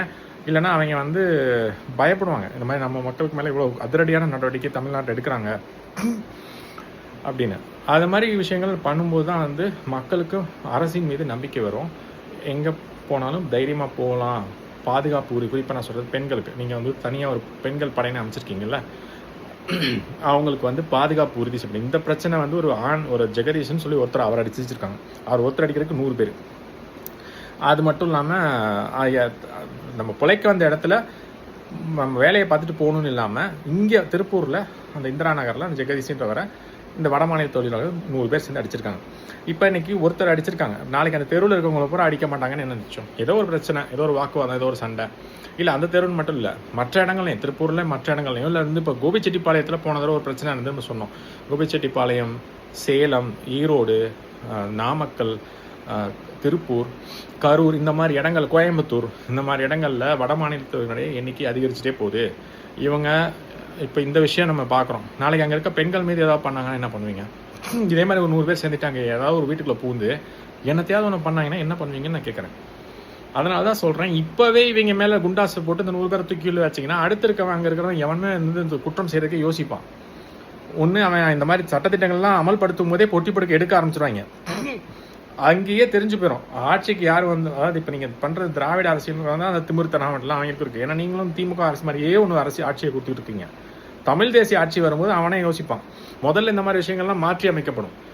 நிறுவனங்களுக்கு ஒரு ஒரு அச்சுறுத்தல் இந்த மாதிரி விஷயங்கள் சொல்லப்படும். இந்த மாதிரி நீங்கள் 90% தமிழக வேலைக்கு அமர்த்தணும், இல்லைனா வந்து உரிமை ரத்து செய்யப்படணும். அப்போ அவங்க தான் முதல் நடவடிக்கை எடுப்பாங்க. ஏன்னா இவனெல்லாம் சரி அனுப்பிவிடு, இங்கே இருக்கவங்களை வச்சு வேலையை பார்ப்போம் அப்படின்னு சொல்லி மாறுவாங்க. அப்போ அவனோட வேலை பறிக்கப்பட்டோடனே அவன் இங்கே இருக்க வேண்டிய தேவை இருக்காது, கிளம்பிடுவாங்க. வேலையை வச்சு தானே இங்கே வந்தாங்க, அந்த வேலையை பிடிங்கிட்டா போயிடுவாங்கல்ல. சும்மா இங்கே உட்காந்துக்கிட்டு சம்பளம் இல்லாமல் இருக்க முடியாதுல்ல. அதனால் எதன் அடிப்படையில் இங்கே வந்தார்களோ அதன் அடிப்படையிலேயே அனுப்பிச்சி விட்டுறணும். அதுதான் சரியான முடிவாக இருக்கும் அப்படின்றது நம்ம இந்த காணொலி வாயிலாக சொல்கிறோம். இந்த குற்றங்கள் நடந்தவங்க மேலே நடவடிக்கை எடுக்கணும்.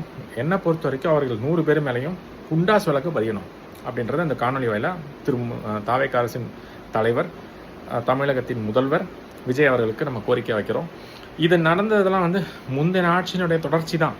ஆனாலும் உங்கள் ஆட்சியில் இப்போ ஒரு வாரத்தில் இது நடந்திருக்கனால இது நீங்கள் தான் நடவடிக்கை எடுக்கணும். உங்கள் கையில் தான் இப்போ காவல்துறை இருக்குது. இந்த குற்றங்கள்லாம் உங்கள் ஆட்சியில் நடந்ததாக தான் இது பார்க்கப்படும். அதனால் நீங்கள் வந்து இதுக்கு நடவடிக்கை எடுங்க அப்படின்றத நம்ம சொல்கிறோம். அதுக்கு அடுத்தது இந்த புகைவண்டியில் இருக்கக்கூடிய அந்த பிரச்சனைகளை சரி பண்ணுறதுக்கு அது வந்து தெற்கு ரயில்வே தான் அந்த நடவடிக்கை எடுக்கணும். ஆனால் வந்து தமிழக அரசு அதில் தலையிடலாம். ஏன்னா இந்த மாநிலத்துக்குள்ள தானே அந்த புகைவண்டி போகுது. சப்பர்பன் ட்ரெயின்ஸ்னு சொல்லக்கூடிய இந்த சென்னை புறநகரில் இருக்கக்கூடிய அந்த ரயில்களுக்கும் சரி, இந்த தொலைதூரம் செல்லக்கூடிய இந்த ரயில்களுக்கும் சரி, இந்த மாதிரி ரயில்களுக்கெல்லாம் வந்து ஒரு கம்பார்ட்மெண்ட்டுக்கு ஒரு போலீஸோ இல்லை ஒட்டுமொத்த ரயிலுக்கு ஒரு போலீஸ் ஒரு குழுவாக அந்த காவல் குழுன்னு சொல்லலாம், காவல்துறை குழுன்னு சொல்லி அந்த மாதிரி ஒரு அமைப்பு அமைச்சு அந்த மாதிரி போனீங்கன்னா அங்கே இருக்கக்கூடிய மக்களுக்கு பாதுகாப்பு இருக்கும். ஏன்னா இது மாதிரி நம்ம இடங்களை பார்க்குறோம். அவங்க வந்து டிடிஆரும் வர்றதில்லை, பக்கத்தில் அக்கம் பக்கத்தில் இருக்கவனே உதவி செய்ய மாட்டேன்றாங்க. அப்புறம் அந்த இடத்துல ரயில்வே போலீஸ் ஏதோ ஒரு ஸ்டேஷனுக்கு இன்னொரு ஸ்டேஷனுக்கு நடுவில்லாம் காட்டுக்குள்ளெல்லாம் ட்ரெயின் போகுது இல்லையா, இந்த மாதிரி இடங்கள்ல இந்த மாதிரி கூட்டங்க போய் சண்டை போட வேண்டியது, யாராவது அடிக்க வேண்டியது, பிரச்சனை பண்ண வேண்டியது, கண்ட இடத்துலேயே துப்ப வேண்டியது, புகைப்பிடிக்க வேண்டியது, இதெல்லாம் நடக்குது. ஏன்னா அந்த இடத்துல பாதுகாப்பு இல்லைன்றதை அவன் உணர்றான், அதாவது அந்த கூட்டம்.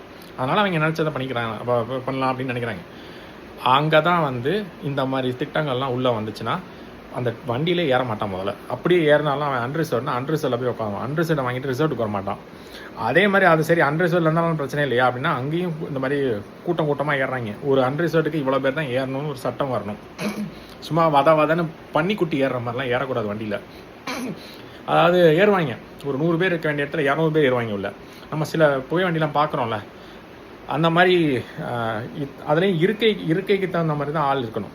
அதுக்கு மேலே அடுத்த புகை வண்டியில் தான் ஏறணும். அப்படி ஒரு சிட்டம் வரணும், அப்படி ஒரு சட்டத்திட்டம் வரணும். அப்படியே பன்னிக்குட்டி ஏறுற மாதிரி மொத்தமாக கூட்டமாக ஏறுறது வந்து ஒரு அசிங்கமான, அதாவது ஒரு தவறான ஒரு செயல். ஏன்னா அங்கே யாருக்குமே வந்து ஒரு மூச்சு விடுறது கூட இடம் இல்லாத அளவுக்கு இறுக்கி பிடிச்சி உக்காந்துட்டு இருப்பாங்க. இன்னொன்று ஒருத்தன் கால் பார்த்திங்கன்னா இன்னொருத்தன் தலை மேலே இருக்கும். ஏறுவாங்க, அவங்க மேலே உட்காந்துக்கிட்டு எனத்தையாவது ஒன்று தின்னுட்டு கடலையில் போட்டுக்கிட்டு இருப்பாங்க. அந்த கடலையை உள்ளே போட்டால் தோலை கீழே போட்டுக்கிட்டு இருப்பாங்க. இந்த மாதிரிலாம் நிறைய நடக்குது. நம்ம அதாவது சின்ன சின்ன விஷயங்கள் நம்ம சொல்கிறோம். ஏன்னா அதில் வந்து நம்ம சொன்ன மாதிரி சில பேர் இந்த புகைப்பிடிக்கும் பழக்கம் இருக்குது. சில பேர் ட்ரெயினுக்குள்ளே ஏறி உட்காந்துட்டு சரக்கு அடிக்கிறாங்க. இந்த கஞ்சா